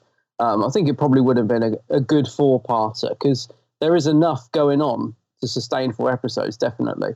But it just plods along a bit, really. I hadn't realised there was 2 directors until you just said, which is quite interesting because one of the things that was really lacking in this story for me was the direction. Very, very basic. I mean, I know we're in the first series of Doctor Who here, so it's the first season, but yeah, it didn't feel like they were injecting much sort of energy or style or anything into the way it was filmed. But I have to say what saves it is the cast, who I think are really good in it. I mean, I love this TARDIS team. Absolutely love the Doctor and Susan, Barbara, Ian. They're brilliant. Even though you've got 3 TARDIS crew with the Doctor, I think they always sort of work really well together. Even Susan gets something to do with a bit of telepathy. So it's a good story, but yeah, it does drag quite a bit in places, being 6 episodes. And as I said, the pace of it is quite slow. It feels a bit laboured, really. So it's not up there as one of my favourite Hartnells, but I think it's got stuff going for it. I think it's got a lot of stuff going for it. But yeah, it just falls a bit flat, really, this one. There's some great moments, just not enough of them to sustain those 6 parts. I found myself getting quite bored at times. And the production as well. So like the faces of the Sensorites in my mind, I always picture them looking really scary and creepy. And then we get to see some quite close-up shots of the masks, and they're pretty bad. They're pretty cheap. They're kind of weird and scary in their own way, but especially the one that comes up at the window, the cliffhanger. That's a great cliffhanger because it just looks so weird because you're like, oh, whoa, what was that? So I think if you're watching this back in 1964, I think as a kid you'd find the Sensorites quite creepy, but it'd be one of those things that if you put it on now, having watched it back then, I thought, oh, I remember how scary they were, and you'd watch it and think, wowzers, they look rubbish. But it's got a lot going for it. I just don't think it quite. I think it could have been a lot better. I think there was some really good ideas in here that just never kind of come to fruition. Is that? Fruition. Yep. Yeah, there's some great ideas that just never quite come full circle in it. And I don't really get utilised well enough. So, but it was all right. It was all right. Good cast. I did think the cast were really good. Yeah. So it's a bit middle of the road. This one. Yes. What? There is a lot of fluffs in this, isn't there? There is a lot of fluff. I was laughing. I mean, I said to you at the start of the pod. There were loads of scenes in this where I thought if we were watching this together, we'd be cracking up. Like the Sensorite creeping in and nicking the TARDIS lock. How did they not see him? Yeah, it's only 6 feet away. Just creeps in, nicks the blimmin' TARDIS lock within seconds. I mean, that was just a bit ludicrous, really. But yeah, yeah. Some of them, they were just trying to think. There were quite a few bits where I just imagined you cracking up at this. But yeah, there were some Scooby-Doo moments in this for sure. Yeah. Also, the Sensorites themselves, they're so funny unintentionally, aren't they? Like, oh, the light tooted out the lights and I'm scared, and all that sort of thing. And what's the other thing they can't do? I'm sure one of them says they've got no eyelids, but then you see a close-up and they've got eyelashes, which is a bit odd. Yeah, got some killer eyelashes, yeah. Yeah, he says he's afraid they're afraid of sound. I mean, great idea that they're, don't shout at us, some great ideas in there, but I found them quite funny at times. Anyway, over to you, mate. I'm sort of a bit middle of the road on this one, personally. I liked it in some ways, but I found it a bit of a struggle in other ways. So, yeah, a bit middle of the road, this one. Yeah. What do you reckon? Yeah, I mean, I quite like this one, mate. I do. You liked it, yeah? Yeah, I do quite like it. The only thing is, I'm in agreement with you on the kind of the pacing and it does lag a little bit as we go through. This would have been a great 4-parter. Oh, it would. I really think it would have been a good 4-part. Would have been great, and they've got some. It really is one of those early stories that has that wonderful low budget Who charm about it, doesn't it? When we jest a lot about the charm of early classic Doctor Who and stuff like that. This really, really has all that stuff. So it has all the the cheap looking props and sets, and not just Hartnell, but a lot of people fluffing their lines and just carrying on and all that stuff. And the little at the end of episode 1. We see the little Sensorite out in space and he's trying to fake zero gravity and he's like waving his arms around and all that stuff. It's got that really nice sort of old school charm, which is really cool. And it's one of those few stories as well where the quality is quite consistent across all 6 parts. They've still got those old 16mm tele-recordings as well. So you don't go from like fuzzy, blurry one episode to really sharp, awesome, and then a telesnap episode and all the rest of it. It's a nice, cohesive, sort of consistent experience watching it in all 6 parts. Yeah. It just happens to be part of the problem that it is over 6 parts. It's just I got a bit bored sort of 2/3 of the way through. Yeah, it does go around in circles a bit, doesn't it? There's a lot of things they sort of they plot to sort of get rid of the Doctor and then they sort of do it. They plot later to sort of make him look bad. There's a lot of things where they try to do the same thing over and over again in the last couple of episodes, because it starts off great on that spaceship and all the mystery and the Sensorites themselves. But I think as we get into parts sort of 4, 5, and 6, there is a lot of repetition. Yeah. And it's got some really cool, like you said, it's got some great stuff in it, some great ideas, like the Sensorites themselves. We know that Russell T Davies took the inspiration for the Ood is from the Sensorites. Oh, is it? I didn't know that. Yeah, so the basic concept of the Ood is based on those. And I can't remember what episode it was, but I think back in series 2 or 3, whichever one had the first Ood story in it, one of the commentaries, he said that the Ood sphere is in the same solar system as the Sensphere.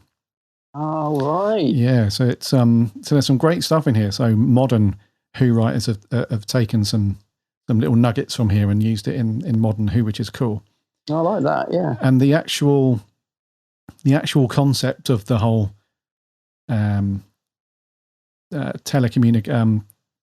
telepathic communication and stuff like that is all really cool and interesting. And the fact that we learned that Susan's got a bit of an ability there, because that was really cool. There was one scene where Susan's talking to one of them, and we get that really, really cool thing, because Susan's a bit of an anomaly, really, isn't she, in the world of Doctor Who? Because a lot of people sort of bundle her in with just being a companion to the Doctor. We obviously know that she is a Time Lord, right?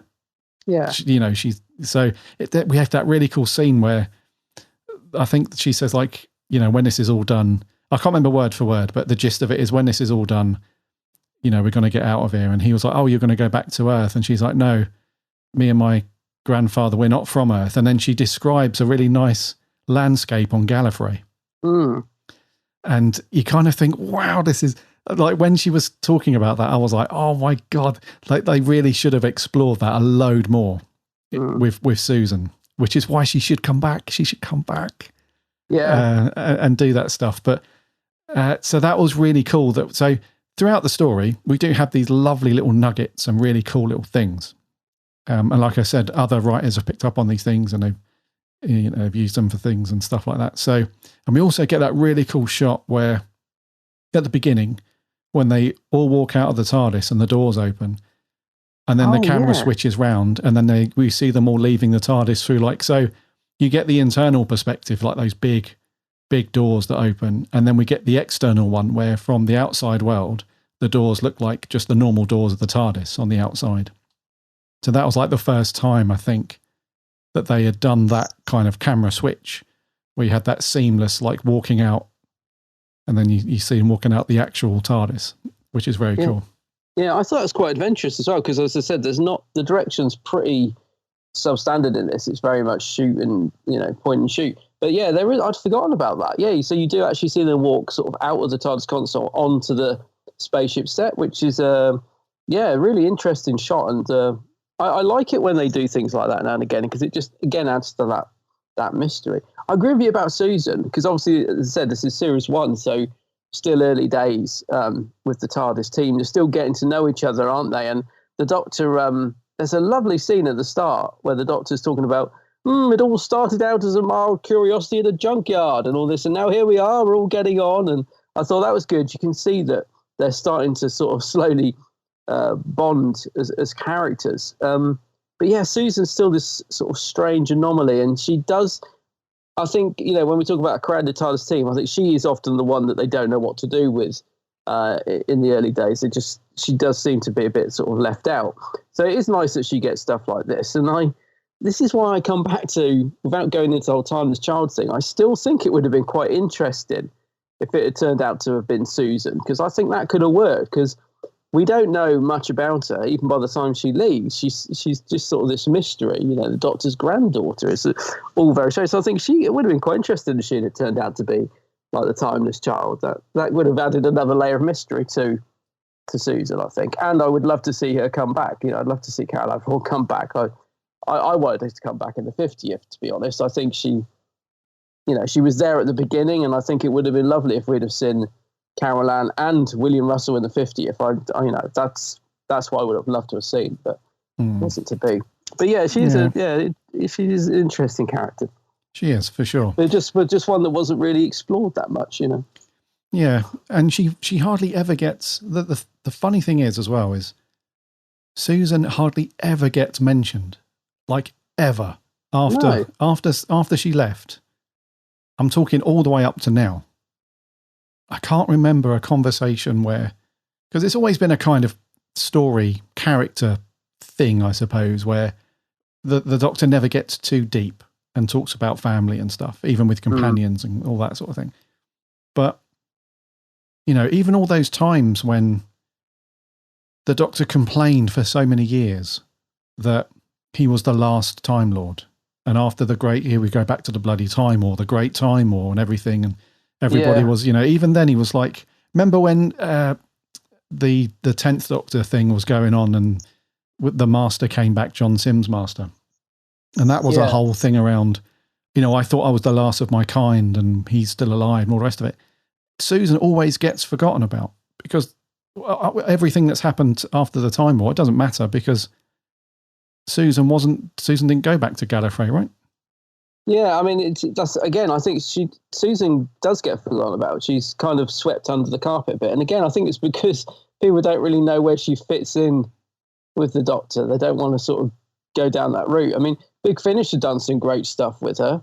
She's done some brilliant audios with Paul McGann, and they've taken her down because I can't give away any spoilers, but they did a great storyline with Susan and the Eighth Doctor, which had quite a shocking conclusion. And I often think about that because I think if she was to come back in the TV series, bearing in mind that, Big Finish is considered canon, it'd be so interesting to see if they pick up with the shocking events that happen between the Doctor and Susan on Big Finish in the TV show, or would they, get around it somehow? I don't want to give too much away because if anyone hasn't listened to any of that stuff, particularly Series 4 of the Eighth Doctor Adventures, there's some really good stuff. That's Big Finish, as you'd expect. It does some great things with the character.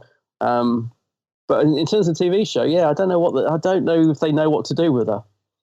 Yeah, I don't think we really know what she is. So was that part of, because Susan had her own thing, didn't she? Was they released a story called Susan's War, which was part of the Time War run, which was obviously McGann and William Russell and so on. Or was there a story with her in just the normal Eighth Doctor's monthly range previous to that? No, it's the ones that I'm referring to was the... it's just called the Eighth Doctor Adventures. So it wasn't the monthly Eighth Doctor Adventures. This is where it gets confusing. They just did these. So it wasn't the monthly ones. They just did this series with him and Sheridan Smith, which are just called the Eighth Doctor Adventures. And they did 4 series of that. And series 4, towards the end, Susan came into it with her son, who was played by Paul McGann's son. And there was quite a climatic finale to that season involving the 3 characters, and that's probably about as much as I should say. But it ended with quite a devastating effect, and I think it would be interesting. The relationship between the Doctor and Susan was quite fractured by the end of it, so I think it'd be interesting if they did pick up from that on the TV series. But I guess they could set it in any time. It could be before, if they brought it back, it could be before that, so they don't have to acknowledge it. But it would be cool if they did. But I don't want to say too much because if anyone hasn't listened to those, they are really good little. I think they're about 50 minutes to an hour each stories in that range. Yeah, and it's worth listening from the beginning because he sort of gets, Sheridan Smith plays the character Lucy Miller, and they go on quite an adventure through the four series. It's good little range. That is. Yeah. Some stories are better than others, of course, but there's some really good stuff in there. Yeah, I'm trying to figure out what story, because there's another story. There's a story called An Earthly Child. Yeah, which is a sort of in-betweeny... Right. Which does actually fit into Series 4 of that range. Oh, okay, right. And it's a great little story, that is. Yeah, and that's about her son. Yeah. Yeah, okay. Yeah, because that was pretty cool. There's another one. So, Series 4, I think it was called Relative Dimensions, the one you're talking about. Yeah. Yep, so that stars his son, Jake McGann, and Carol Ann Ford. Yeah, so that's the one.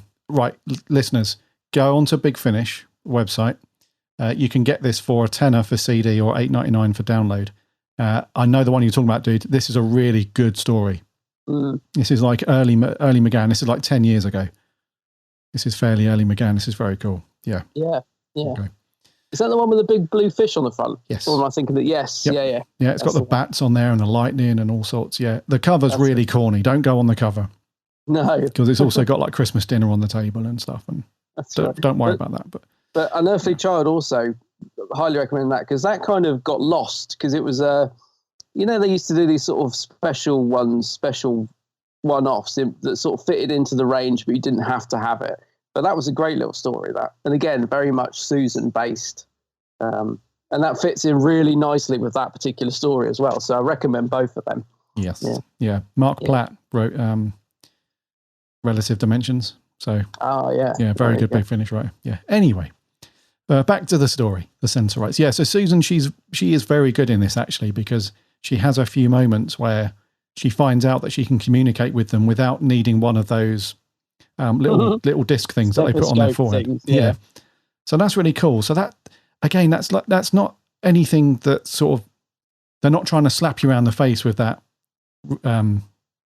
that sort of discovery about Susan. It's just a nice thing that, like, okay, she's not human like Ian and Barbara, which is why she's got this kind of ability, I guess, that those two don't have, which is really cool. So I think I'm just gushing a little bit over Susan on this one, but I just felt she was a real key kind of character within the TARDIS team, within the story. And Carol Ann Ford's just really good anyway as Susan, right? She's classic. Like, I do. I think she comes in for a hard time sometimes, because quite often the writers just make her fall over and hurt her ankle and things like that, and she does a bit of screaming. But I think when she's given stuff to do, I think Carol Ann Ford's great. I mean, like this is a good example. I'm thinking of also Edge of Destruction, where she's going a little bit crazy and she gets that knife out and stuff. When she's given stuff to do, she's good. Yeah. But I think a lot of the time the writers don't know what to do with her, so she does sort of get, I think when people say, "Oh, Susan was rubbish," because she does often just fall over and things, and or get locked up, and she does a lot of screaming. She's got wild hair in the beginning of this as well. Did you notice it? She must have found a brush, because I swear in the first episode, she's got like this great hairs all over the place, and she looks really manic and crazy. And then in the next sort of episode, the same scene, she's all smart, her hair's all brushed back and smart, and but she looks, I love it when she looks wild, out of the wild. I think she's great. Yeah, she's cool. She's the OG companion. So, and then we had Ian and Barbara. They were pretty cool as always. I think it's weird, isn't it, with Ian and Barbara, because you always get that, I don't want to say it's a bit like will they, won't they sort of thing happening, but sometimes you do get that little sort of sense, like, are they more than just friends in a couple of bits of it? You get that kind of, because they always seem to have this kind of formula with these lot, where you often have Susan, like we just mentioned, who's a little bit different to those two. So she ends up, and she's a bit feisty at times, like you said, when she has stuff to do. But Ian and Barbara, they're always consistently like a bit take charge. Like, you've obviously got the hierarchy with the Doctor at the top. Yeah. But then you've also got those two. I think it maybe back in the day in the 60s and 70s when, because Susan is the youngest, they would never have given her like in charge things to do. So you always have Ian and Barbara who are like, right, we're going to go off and do that. We're going to go off and do that. Susan, you stay here. Or the Doctor's like, no, I don't want to go and running off, getting into trouble. And there's actually a scene in this where they don't tell Susan they're going off to the aqueduct system underneath the city, right? Because they know that she'd kick off and want to go and all the rest of it. So the Doctor's like, don't tell Susan, just leave her here, sort of thing. So that kind of lends to the Ian and Barbara thing, where Barbara's like she's like the calm, sort of cool, collected adult of the group. And Ian's kind of the same, but he's more like, they give him the role of like the muscle now and then. He's the one that gets in the scraps and gets in there. Get a bit of a fight. So that formula really works well, I would say, because every time that we get to a cliffhanger or something happens, like in this one where Ian gets poisoned and then he makes a recovery, and then I'm going somewhere with this, don't worry. He makes a recovery, and then Susan has stuff to do. The formula works really well. But in this one, did you find that Barbara was just a little bit flat in this? Because if you think, so throughout all of it, all she really does is she goes off with Susan at the beginning, and that's where they find that chap who's a bit sort of off his nut for a little while. You remember John, isn't it? John Bailey, He's gone mad, Yeah, so he's off his nut. And then after that, I can't really think of anything of importance that Barbara actually does for the rest of the story. The only one thing that she does is she grabs one of those little telepathic discs off the elder or the second elder, whoever, so that Susan can communicate as they go through the tunnels, and that's it. But she's with somebody else, so she's kind of doing that as a tag team. I can't think of anything of importance that she does throughout the whole story. No, she gets left up on the spaceship for an episode or two as well, doesn't she? She does. She's not in a couple of the episodes. Yeah, I don't know. I hadn't really thought about it because I love Ian and Barbara. I just love the characters. There's such a warmth from those two. I just really do love them. But I hadn't really picked up, apart from the fact I picked up that she's not in a couple of episodes, I hadn't really sort of noticed that she doesn't get a lot to do. But you're right, now I think about it. Yeah, she's kind of there. I mean, but you're right. I think because Susan takes sort of centre stage a bit more in this one, you're right. Barbara does get a little bit sidelined. Yeah, I hadn't really sort of picked up on it, but you're right. Yeah, she doesn't. There's no standout moment. There's no bit where Barbara sort of takes control or gets a particularly good scene in this. Like I'm thinking, like in what was the one we watched recently, where she was mistaken as a god or something. I can't remember, but she normally gets sort of thrust into the centre of the story, doesn't she, somehow, and Ian as well. Yeah, perhaps she was sidelined, but I think that's more the writing, nothing to do with Jackie Hill, because she's so, I don't know, she just exudes warmth, doesn't she? Both her and William Russell, just so likeable. I mean, Ian, perhaps the same could be said for Ian a little bit. I mean, he gets a few good scenes, like when he's poisoned and the aqueduct and all that sort of stuff, but now I think about it, this is very much, I mean, Hartnell's right there, and he is in the thick of this story, which is nice, because sometimes with Hartnell stories, I think, especially later on, when he used to go on holiday, they would sort of, he wasn't always centre stage, was he, William Hartnell? Quite often they'd put Ian in there because he's, a bit fitter and, could sort of carry the scene and stuff. So they sometimes sidelined the Doctor, when, later in William's run. But he's right in the thick of it in this story, isn't he? Which I think is great. I mean, you can tell he's loving it. I mean, he's fluffing lines left, right, and centre. But like you said, he's not the only one. But he's really, like, you can tell it's the first series. He's really sort of going for it. And the scenes like when they give him his new cape and he's swishing it round, and you can just tell he's having a ball in this story. So and I do love that. I love it where we can see that William's just, taking the reins of the part, if you like. Yeah, he's on fire for a lot of it, and even when he fluffs his lines, doesn't faze him. Like, no, it doesn't. No, he sort of fluff it, and that's it. He's on. And the same, actually, that must have just been the vibe. I think we know, don't we, that a lot of classic Who, they didn't have the budget or the time to keep cutting and retaking for fluff lines, because that luxury wasn't there, so they just had to crack on. But it doesn't faze anybody. It's just and a couple of the Sensorites, they fluff their lines and they carry on. Susan fluffs. They're just as bad. Yeah, those blooming Sensorites. The one in particular, I can't remember which one it is. I think it's the sort of evil one. It's fluffing left, right, and centre. I'm like, get your lines out, man. I think it's the second elder. That one. It could be the second elder, yeah. Yeah, he doesn't do much better. But no, it's funny. I mean, there was one. There wasn't a fluff, really, but there was a funny sort of quirky bit in a scene where I think Susan's communicating with them, and they're all sitting down, and the Doctor says something. This is one of those things that we would have had to have paused it on, because I was cracking up laughing, where the Doctor's like, you tell them that if they don't do that, I'll have to fight them. You have to fight him. Anyway, he just says his line and crosses his legs, and he just sort of, he does that kind of, that look. And it takes the camera ages and ages to turn around and go to Susan so she can do her line. And it's just really awkward. It's like this silence that feels like it goes on for ages. Yeah. And it's right after a completely stupid, silly line as well. Whoever wrote that, who wrote, it's different directors, but no, Peter Newman, who wrote that line for the Doctor. What the hell? Yeah. You tell them that if they don't do as we say, I shall have to fight them.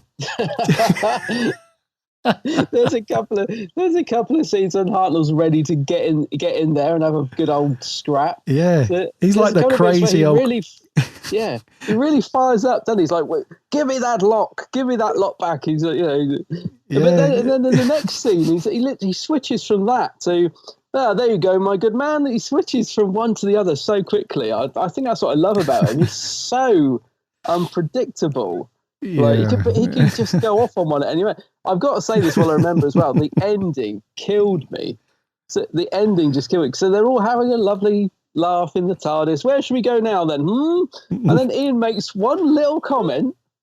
Well, if you can get us there or something. And he's like, what? What did you say? Right, so you're being dropped off the first minute we land. And he kicks off again. Yeah, he's off it, yeah. He's like, ready to throw them out the TARDIS. He's like the crazy old granddad that's had a few too many beers at the barbecue, isn't he? Because he's like, 1 minute he's happy as Larry. Just leave him. He's happy. And then the next minute he's cussing everybody and angry, and then he's back to being all jovial. Ready for a scrap. That ended surprised me though, because I was thinking he really, like, Ian doesn't even say anything bad and he just flips. And I was trying to work out what happens. It's it's William Russell's face as well that sells it, because it's almost like he's genuinely shocked that he's that Hartnell's having a go at him. Yeah, because it is funny though, because he's kind of trying to continue the good mood, isn't he? They've won the fight. They've won the day, victorious. They're back in the TARDIS, and then Ian's like, "Yeah, if you can get us there," sort of thing. He's just having a laugh.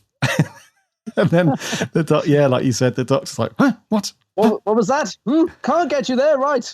Let's get you out." And it's like, oh no, it's the doctor spoiling fun at the party again, because all of their faces kind of drop to that. You can see all of their posture change as well, because they're all sort of jovial, like I said, and they're laughing. And then when he snaps and has a go at him, they're all like their shoulders hunched forward and they've got that roll of the eyes. And oh no, here we go. He's back to his old self. Yeah. You gotta love Hartnell. It's brilliant, man. He's cracking. But I tell you what, though, it's things like that. It's scenes like that and things that sort of elevate the story a little bit and bring it out of that kind of, oh my God, I've just sat through 6, episodes of quite a slow paced. Yeah, exactly. Yeah. So those little fluff lines and the bit where the doctor's saying a line and the camera bumps into the table and the boom mic that sort of has a mind of its own throughout certain scenes, and the Sensorites looking ridiculous. It's all part of the thing that sort of makes you not want to stop watching. If that makes sense. You just want to be like, what fluff's coming next? And you never know what's going to happen next, I think. Yes, yeah. What, talking about the look of the Sensorites, because there's this strange thing that's sort of revealed midway through the story. It's like, well, we all look the same apart from we wear different clothes. And then he says, I know, how about if I take off this sash and you wear it? You could pretend to be so-and-so. And I'm thinking, they've only just figured that out. It's just like, that again was, in terms of the writing, was a bit, really. Yeah. That was a bit silly. But I mean, they don't really look the same. I guess, I know they're supposed to, but the masks are a bit different. Well, it's not just that. I mean, and they all wear the same top. Well, they all wear the same outfit from head to toe. It's just their big old feet. The big feet, yeah. It's either it's the black collar or the single sash or the double sash or whatever that supposedly. But they're all different heights and body shapes, and their voices are all different. Really so, because I'd be like, you sounded different yesterday, and you were 3 foot taller. Are you sure you're elder number? Are you sure you're the same elder? So yeah, I mean, I think it's just limitations with that sort of thing. I mean, these days you'd have like a perfect clone. Oh, it'd be, it'd all be done, legit. One person played it and CGI'd 100 times. Yeah. Yeah, exactly. Yeah. So it's I think it's just limitations with. I think you have to kind of just go with. It's one of those classic Who things where. And I'm talking about all of Who now, not just classic, but you have to just go with it sometimes and just imagine, in an ideal world, they would all look identical, but in reality they don't. But in terms of their, another bit Yeah, go on. That's just another bit that I thought we'd be cracking up and stuff like that. Oh, it probably look good on paper. Yeah, they all look the same, but they've got different, outfits that distinguish them and stuff. That sounds pretty cool, but it just doesn't translate on the screen. It's quite funny. Yeah, no, Rhys. And the look of them was quite not too bad. I mean, you can tell there's obviously, very cheaply made head masks and stuff like that, because some of the eye holes, some of them are fine on other masks. Like one of them's like an inch higher than the other one, and it's a different shape, and that sort of thing. And yeah, it's not terrible, is it? I mean, we're not talking about Jurassic level of awful here. This is oh, don't bring them into it. This is not too bad. Not too bad. One thing I did like about that idea, the sort of in terms of the design of Sensorites, is I do like the Doctor figures out quite quickly. He looks at the pupils or whatever and works out stuff. This is what I like about these early sort of serials, is the Doctor's so clever. He picks up on things, so he sees the eyes, works out that they're gonna. What does he say? They're really dilated or something. He works out that they're going to be scared of the dark, or they're not used to it, and so he then uses that against them. And so I love, like I said, great ideas in this flowing through, but maybe they don't always translate perfectly on screen. But I still like the ideas that are going through the story, stuff like that. Yeah. Actually, that line that Susan says just comes to me. That she describes it as Gallifrey being not too dissimilar from Earth. The night sky is burnt orange, and the trees all have, all the tree leaves are bright silver. Tennant's Doctor describes it almost exactly the same in the episode Gridlock. Oh, right. Okay. Yeah, actually, I think, which is a nice carryover. Yeah. I mean, like you said, little moments like that make stories like this, which can be a bit hard going at times, just takes it to that next level, doesn't it? It just adds something to it that, otherwise it would just be, quite bland, I think. These little moments, and the unpredictability of the Doctor and stuff like that really sort of help to make these stories more interesting. Mm-hmm. Yeah. What did you think to the threads then that ran through the story? Because I quite like this kind of conspiracy thing, because we have the old elder, the first elder, who was very trusting. There's a couple of conversations that he has with Susan and the Doctor where they say, like, why do you trust, everybody you own, and he's like, Sensorites never lie and all that stuff, where it's clear he's a bit naive, isn't he? He's a bit like, because they're like right under your nose, there's a conspiracy happening and all the rest of it. Because I think Elder 2, he's the dude that just doesn't trust the humans, doesn't want them there. And he's also trying to poison the other, or, a large portion of the other parts of the Citadel and everything like that. So he's up to no good, obviously, but the first Elder's none the wiser. So there's that really cool kind of conspiracy story that's underlying what they're actually there to do. So initially they just want to go home, basically. They're on this ship and the Sensorites are saying they can't leave, and they're like, because they've taken the lock from the TARDIS. And they're like, no, we just want to go. And they kind of get roped into helping out. And then they kind of enjoy helping out, which is really cool. So they don't trust him, and then the Doctor comes up with that cure. He does all the scientific stuff. Again, he does all that. Love all that. Again, really just shows the Doctor being who the Doctor is, clever and using what's around him. Yeah, loved all that. Exactly that. Yeah, it's all that good stuff. And then they kind of get into it. They're kind of like not too fussed about getting home. They just want to help them out and all that sort of thing. So there's some really nice threads that run from start to finish, which is pretty cool. So I really like the whole conspiracy with that other elder and that sort of thing. Did you like the threads throughout the story, even though it went on for quite a long time, obviously? Yeah, no, I did. That's what I mean. I think the actual storyline and the stuff that's going on in it is really good stuff, I think. Really interesting, and it's quite simple. It's quite easy to understand, and it's something we can relate to, that they have become untrusting of this race that they've come into contact with. The humans, they don't trust humans because they've been there before, and it's stuff that I think you can imagine this happening. The humans have been there and robbed them their planet of all this stuff, so that, every time they meet a human now, they don't trust them. And but some people have seen the good side of humanity, so they do trust them. I think it's a really simple but interesting thing to explore. And I really like the fact, the sort of little twist in the tale, if you like, is that the original humans are still there. So right at the end, we get a couple of new characters come into it, just very briefly. They were in the not aqueduct. What was it? Viaduct. The aqueducts underneath. Yeah. Yeah. So that's right. Yeah, I think one of them says gets it wrong, just like I just did in the story, actually. So they've been there the whole time, and they suddenly appear a bit mad, and so I thought, oh, that's good. The humans are still there. They're the ones that are actually, we thought it's all these creatures down there, but it's actually them, and that's killing off. I thought that's a nice little twist as well. So yeah, the actual overall storyline, I really like. There was a novel of this. Who did it? Nigel Robinson.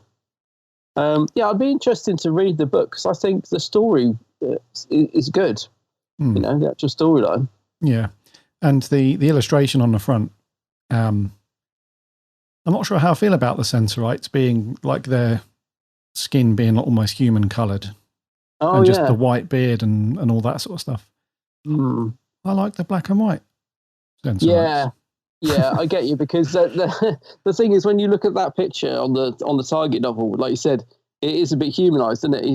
It just looks like an old man, because it's got the wispy beard, and maybe they should have been a different colour. Yeah, it's a nice cover, don't get me wrong. Hartnell's done very well. Nick Spender is the artist, apparently. It might be worth a read, though. Yeah, I don't think I've got that particular one, but I just think it's a good story, But then again, I mean, it's not that strong a storyline. It is, again, down to the cast that really do bring this to life, I think, and do make it more watchable than perhaps it would have been. Yeah.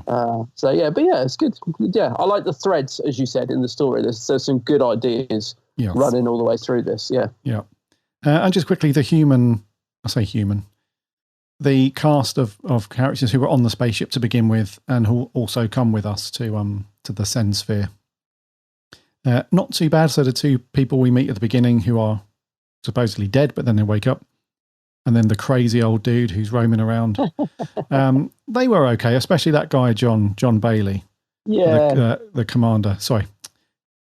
The actor's name is John Bailey. But the commander, he was cool. He played that kind of crazy dude pretty well.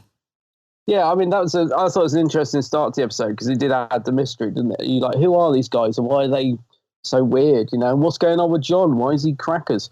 That's they weren't too bad. I mean, the supporting cast, the Sensorites perhaps not so good because they fluffed a lot of their lines, but the human supporting cast in this is pretty good. Yeah. No, sorry, you're all right. Yeah, sorry, he was the commander is played by John Bailey. Sorry, John, who's the crazy dude, played by Stephen Dartnell. Yeah. Yeah, sorry. He was so he was, at first I thought, is this like some kind of monster? Is this like some sort of mutated thing? But it turns out it was just a crazy dude. Just a crazy dude, yeah. It's good casting because he's got that sort of wild-eyed look about him, hasn't he? Stephen Dartnell. Yeah. It's good casting for him. He looked a bit spaced out. Yes. Yeah.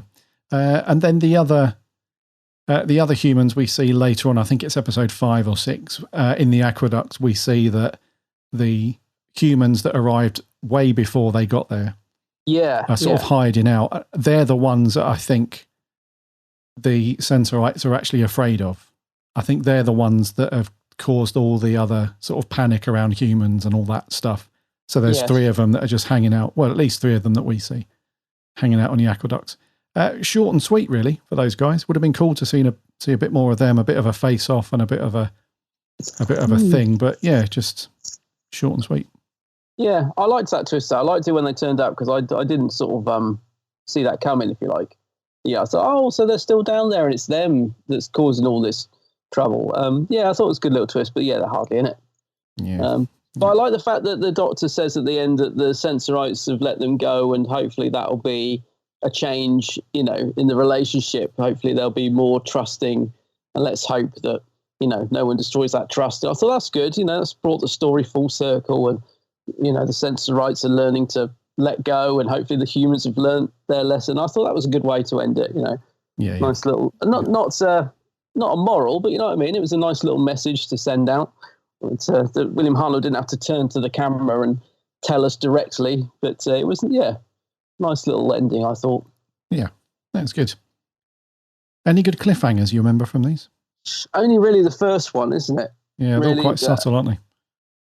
Yeah, I mean, just that's quite an iconic shot, isn't it, of the Sensorite going up against the window. I thought that was quite cool.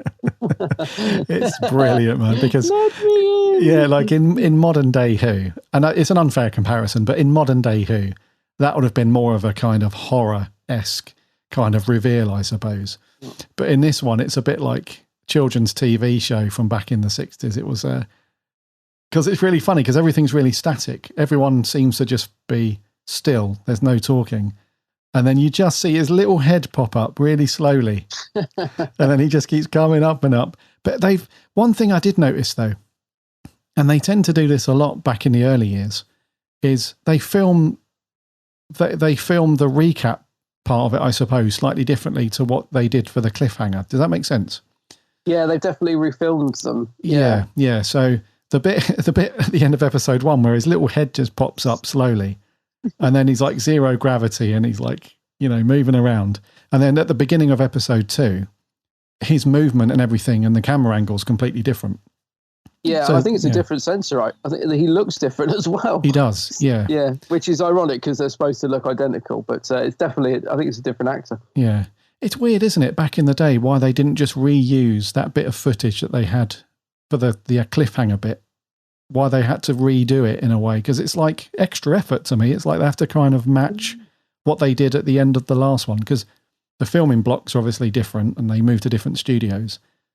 So just reuse that bit of film that you did for the cliffhanger the episode before, and then just action you into the next scene. It's weird, isn't it? Yeah, anyway, it is strange. Yeah. I noticed also where there's a funny moment when, the cliffhanger where Ian's poisoned and he falls on the floor.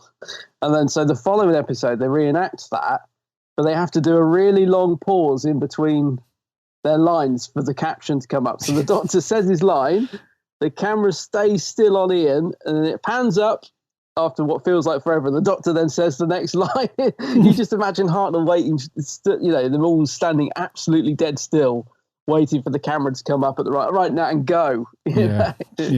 So very unnatural pause. But I love stuff like that. I suppose it is just part of the era, isn't it? Part of the time. And I love looking for those moments. Like you said, when you think, hang on, that's a different Sensorite, know, and I think the first one puts his hands up on the window and the second one doesn't, and things like that. It's like, I love spotting those little moments, Yeah, it's awesome. And you know what? All of that stuff, mate, it all just gets bundled up into this just lovely little package of classic television, which it just gives you that warm feeling, So, yeah, the story drags on a bit and it's long and you get bored in the middle a little bit, but I don't know, just that. It's a real charm. It's a lovely just bit of classic, TV. And we've got this, fortunately, these 16mm recordings, they're all in like protected cases somewhere, I hope, somewhere. So they've got all the original negatives and all that stuff and all that lot. So, which is great because it's a real, we spoke about this a few times. It's a real shame that some of the other Hartnell and Troughton stories are lost for those things. So it's really cool. I'm, gushing again a little bit, but it's just really lovely that all of these lovely little things are wrapped up and, protected somewhere and we get to see them. So yeah, that's absolutely true. I'm thinking of stuff like Underwater Menace, which is just because of the way it's done. I find it so hard to watch, whereas like you said, when you actually have all the episodes, even the ones that are a bit slow, it's nice to have them. It's nice that they're there. And I'm trying. No, go on. No, go.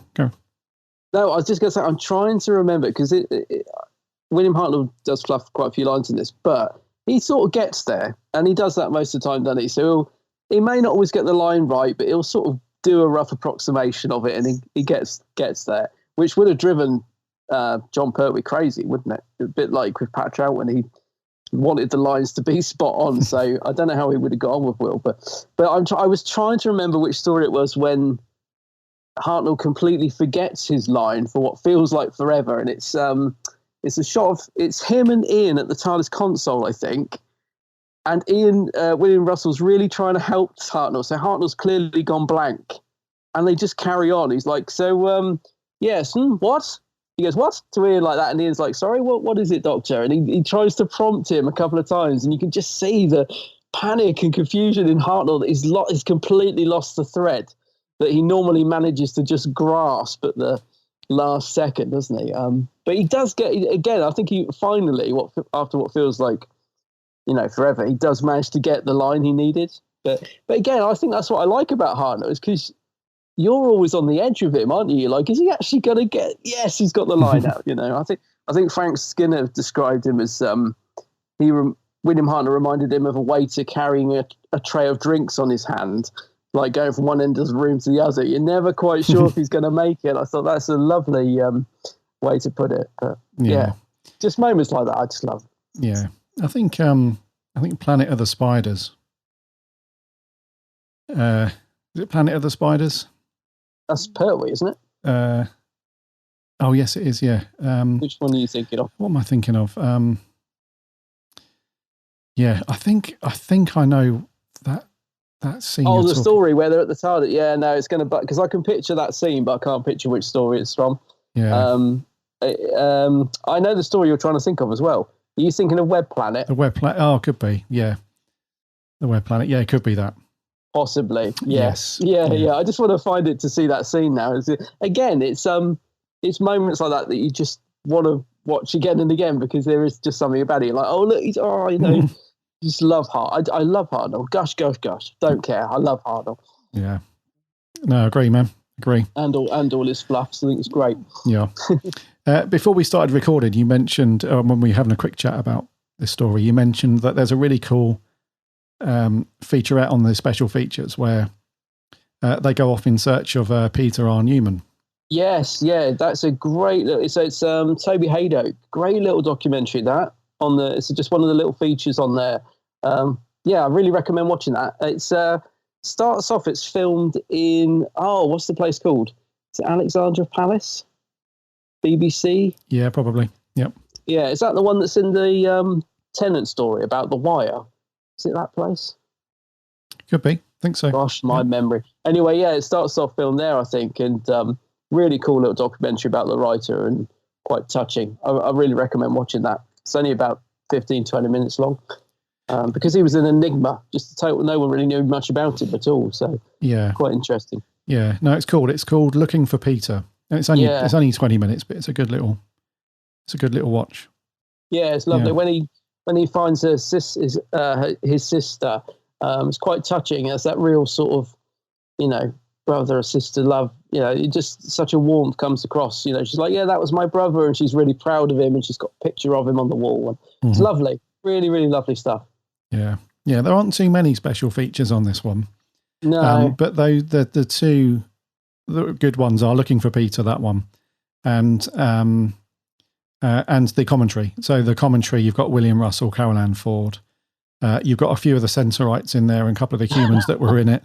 And you've also got the director, Frank Cox, is on it, and a couple of designers and makeup designer and stuff. And it's all moderated by Toby Haydock. So that commentary is actually very cool. There's quite a few people on that one.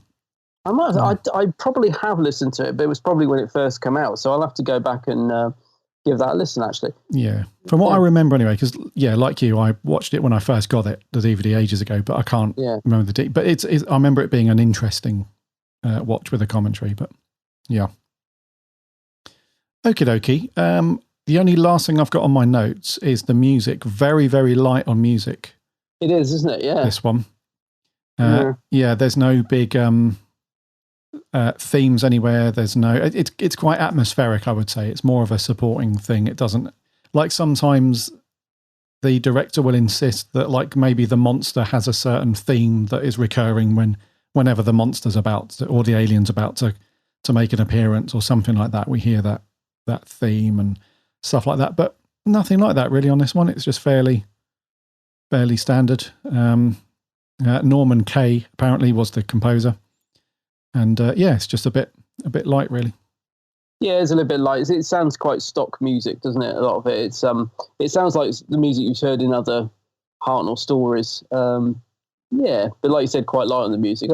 it's quite creepy, some of the stuff when it's actually on there, but there isn't a lot. Yeah. Yes. I'm trying to see which is the next story, because I do love that ending.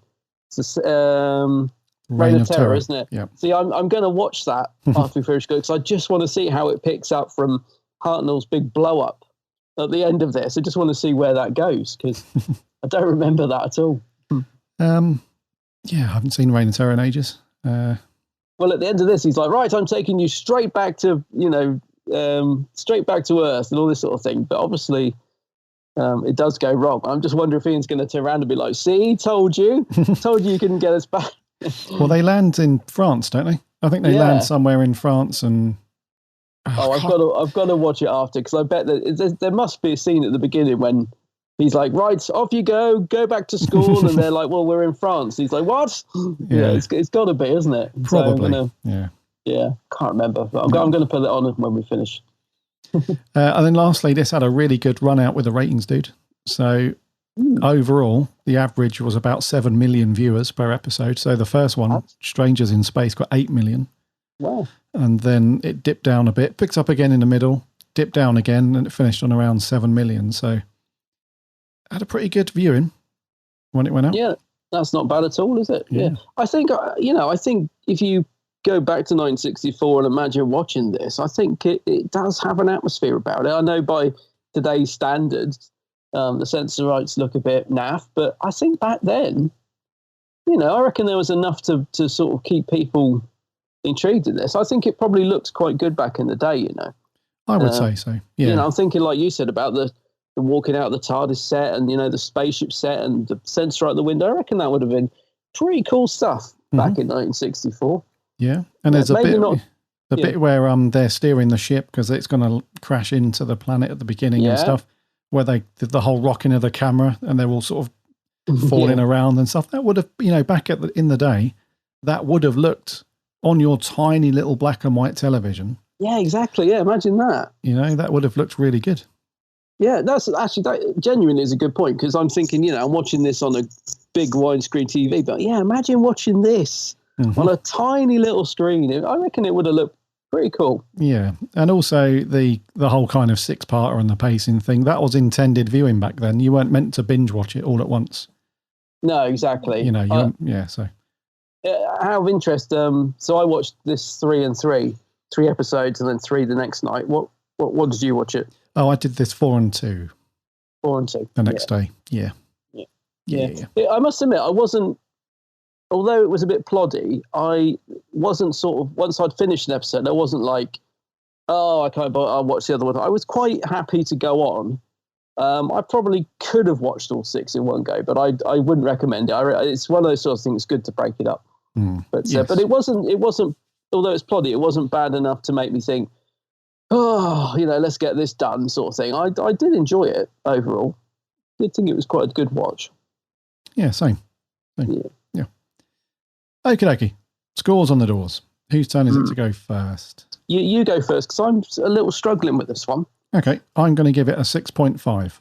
Oh, all right then. The reason for that is because I think it's a good story. It got some. The thing is, it's kind of a middle of the road story, but it's got some great little nuggets of things in there. So I can't say it's one that I kind of reach for a lot. Like if I want to watch a Hartnell story, I won't reach for the Sensorites too often. But it's a decent watch. It's a decent little watch. No, I'm glad I made you go first, actually, because I have written 6.5. I just wasn't sure whether to up it by a 0.5, because I did enjoy it. But I agree with everything you said. It doesn't quite get to the level that I think it could have done. Right. So I'll go with the same then, 6.5. A 6.5 as well. Yeah. Okie dokie. Okay, then. What did our awesome listeners think? We had a few audio reviews in. Let's kick off. This is Mr. Joe Turner. I found it to be quite a nice, slow-paced story. It was quite claustrophobic in the first 2 episodes, being confined to maybe 2 or 3 sets on the spaceship. But then once we got onto the planet, I found it to pick up slightly. William Hartnell and the fact that he's always thinking, combined with his witty lines and well-known laugh, makes him a delight to watch. Yes, the Sensorites look like sheep, and the first Elder fluffed his lines a lot, and it almost felt like a Series 11 script where there wasn't really any threats. But the curiosity kept me going. The relationship between Susan and the Doctor throughout is just great, and it's one of the first examples of tension between the two, almost as though she's beginning to want more, like a life, a sense of belonging to go and settle down. Obviously, we know she does at the end of Dalek Invasion of Earth, but I like to see that beginning. Finally, I find the Sensorites really interesting, and Barbara was great throughout. But the ending felt rushed and really anticlimactic. Also, I did love the description Susan gives at the end to describe Gallifrey, very similar to Tennant's speech at the end of Gridlock with Martha, in the way the Gallifrey is presented. Overall, I give this episode a 6 out of 10. Thank you. Thank you very much, Joe. 6. Excellent stuff. That is a very good point about the Doctor-Susan relationship as well. It's nice to have that little seed planted, isn't it? That she is starting to grow up and the Doctor's actually starting to accept it, isn't he? He's like, yes, she's becoming quite a grown woman or something, he says, doesn't he? So, yeah, that's nice. No, it's cool, yeah. Yeah. And that also lends into that thing we were talking about earlier where the Doctor lies to Susan. Well, actually doesn't lie, but he just doesn't say anything. He's like, don't tell Susan, because don't tell Susan. He's kind of got that, we all know what she's like now. And that kind of lends into that where she is getting older and mature and she wants to get stuck in and stuff, and he's worried for her and stuff. So, no, you're very right there, Joe. And a 6, not a bad score. Moving on, this is our regular reviewer from Down Under, Sammy Satine. G'day, Gary and Adam, Sammy Satine here. So, the Sensorites, they're an interesting species. They remind me a bit of the Ood with their mind-reading powers. I like watching the Doctor work things out. He really loves Susan, and I enjoy seeing the grandfatherly affection he bestows upon her. I really would have loved to have seen her again in the TV show. I like seeing Susan get something to do. It's a good story. I give it 8 Sensorites out of 10. Take care, everyone. Stay safe, stay healthy, be kind. See ya. An 8 from Sammy. High score from Sammy. That's good. She likes Susan and likes the Sensorites. It's a bit like the Ood. Yeah. Yeah, they are, but a bit Oodish. Bit Oodish. Yeah, thank you very much, Sammy. An 8 there. Moving on, this is Seb Lane. Hi, Gary and Adam. I hope you're well. So the Sensorites. Now, this is a lovely story, a very criminally underrated story from the Hartnell era, in my opinion. Quite a small cast, but do you know what? I don't think that takes away from the story. I do feel like this story would have benefited if it was 4 parts as opposed to 6 parts. I do believe it is 6 parts. I hope I'm right in saying that, not just sounding a bit stupid. But I thought even Susan was good in this one. I'm not a big Susan fan, but I think, some of the decisions she made were okay, and I put up with it. And the side cast are pretty strong too, and I wish the Sensorites would return, actually, because they're a cool villain, and I know they've got some sort of connection to the Ood, so maybe, I don't know, the Ood and the Sensorites can return together. Who knows? That would make for an awesome story, but I hope you enjoyed it, but because I'm a big fan, and I'd give it a 7.5 out of 10. Bye for now. 7.5. Nice. I do think they'd be great, actually. They would be a good one to come back. They could be very easily updated without changing too much, but they could be made to look really good, couldn't they? The Ood and Sensorites is there's a story waiting to happen there. I agree, man. Definitely. I like that idea, yeah. Thank you very much, Seb. And moving on, this is the last one. This is from Mr. Matt Steele. Yes, my child. Back to the ship. So, the Sensorites. I really enjoyed this story. I intended to watch this in 2-3 episode blocks, but I was so hooked I watched all 6 in one sitting. The Sensorites themselves looked really good for the time, and it's a clever idea using the sashes as a means of identification. The main cast in this were all on point and all had some terrific scenes to work with, even if there were quite a few fluffed lines. The story on the whole flowed nicely, and I didn't think there was much filler. My only criticism would be that the ending was wrapped up a little too quickly, but there we go. Just like to say, I'm so glad the podcast introduced me to the Hartnell era of Doctor Who, and completely changed my mind on him as the Doctor after being put off by the way he was written in Twice Upon a Time. So cheers, guys, for that. Overall, I think I'll give the Sensorites an 8.5 out of 10. Cheers, guys. Yeah, of course, I forgot. It was Matt that was put off, wasn't he, by the Twice Upon a Time, yeah. And thankfully has now discovered how great Hartnell is. Yeah, Hartnell's some of his stories, he's absolutely brilliant. I mean, I think there are better Hartnell stories than this one, don't get me wrong, but there are, in this one, he is on fire, isn't he? He is doing the business. So yeah, a good score from Matt, and so glad that you're into the Hartnell stuff. So that's all good. Thank you very much to our audio reviewers, as always. Thank you for taking the time to do that. We had a few over on the socials. I'm going to rattle through a few of these. Our writer, Jordan Shortman, says, a good Hartnell adventure. Admittedly not a fave of mine, but it does a good job of showing us an alien world. Though Web Planet does that better. The main cast are brilliant, and the Doctor's line about not making threats but keeping promises has rightly become iconic. Indeedy. Chippy T says, my problem with this is that it's so slow. I'll forgive a lot due to limitations of when it was made, but slow pacing kills my interest. Still, we have the Doctor and the great Ian and Barbara. 5.5. Okay, yeah. Lost on Gallifrey podcast. It says, the Ep 1 cliffhanger is a mild highlight, but then it only gets worse. I do not recommend doing all 6 parts in one go, or even watching it at all, to be honest. A 2 out of 10. Oh, dear. Oh, dear. Oh, dear. Tom, Titan Sci-Fi, says, I like the Sensorites, Susan and her telepathic ability. 7 out of 10. Ed Galuli, a decent story, one of Susan's best. 6.5. Brian Chapman, the 8th Doctor got it wrong. It is the Sensorite nation who are the keepers of the flame of utter boredom. The first Doctor and his companions are great, and it is the joy of watching them that kept my interest from drifting too far. 4 aqueducts out of 10. Okay. Sarah Louise, the running Whovian. An intriguing story addressing social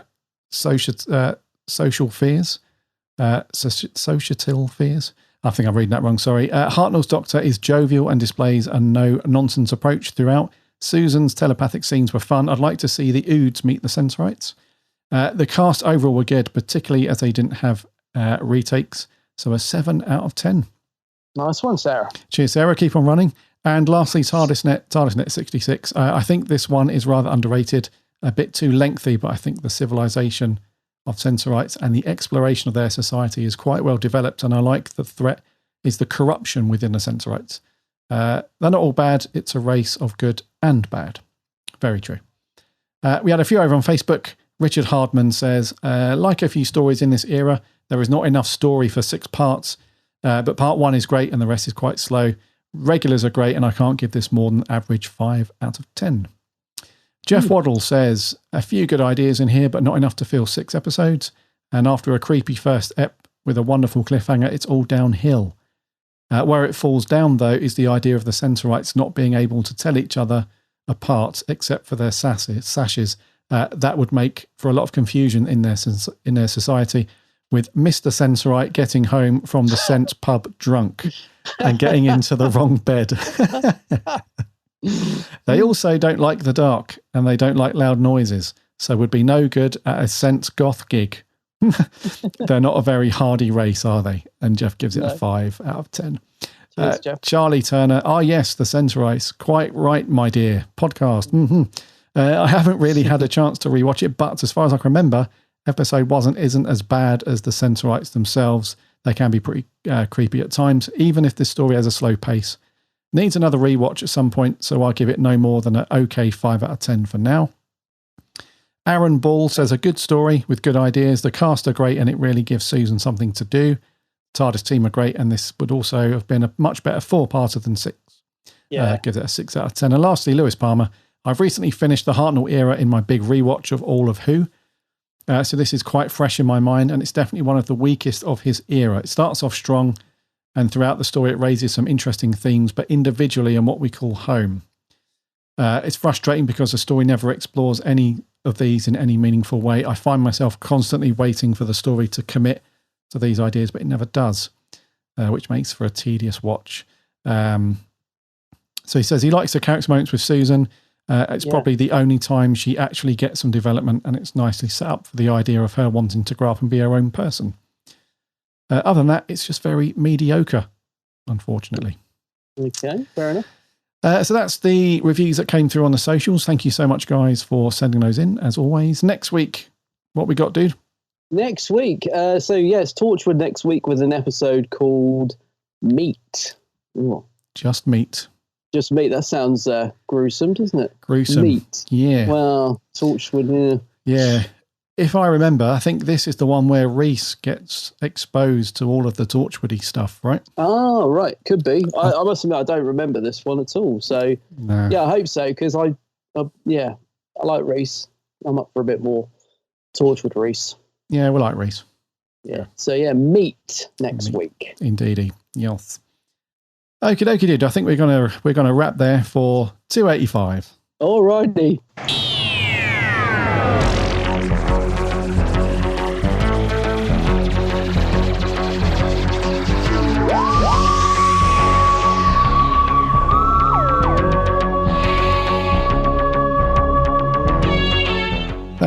Thank you so much for sticking with the show and listening for another week to episode 285.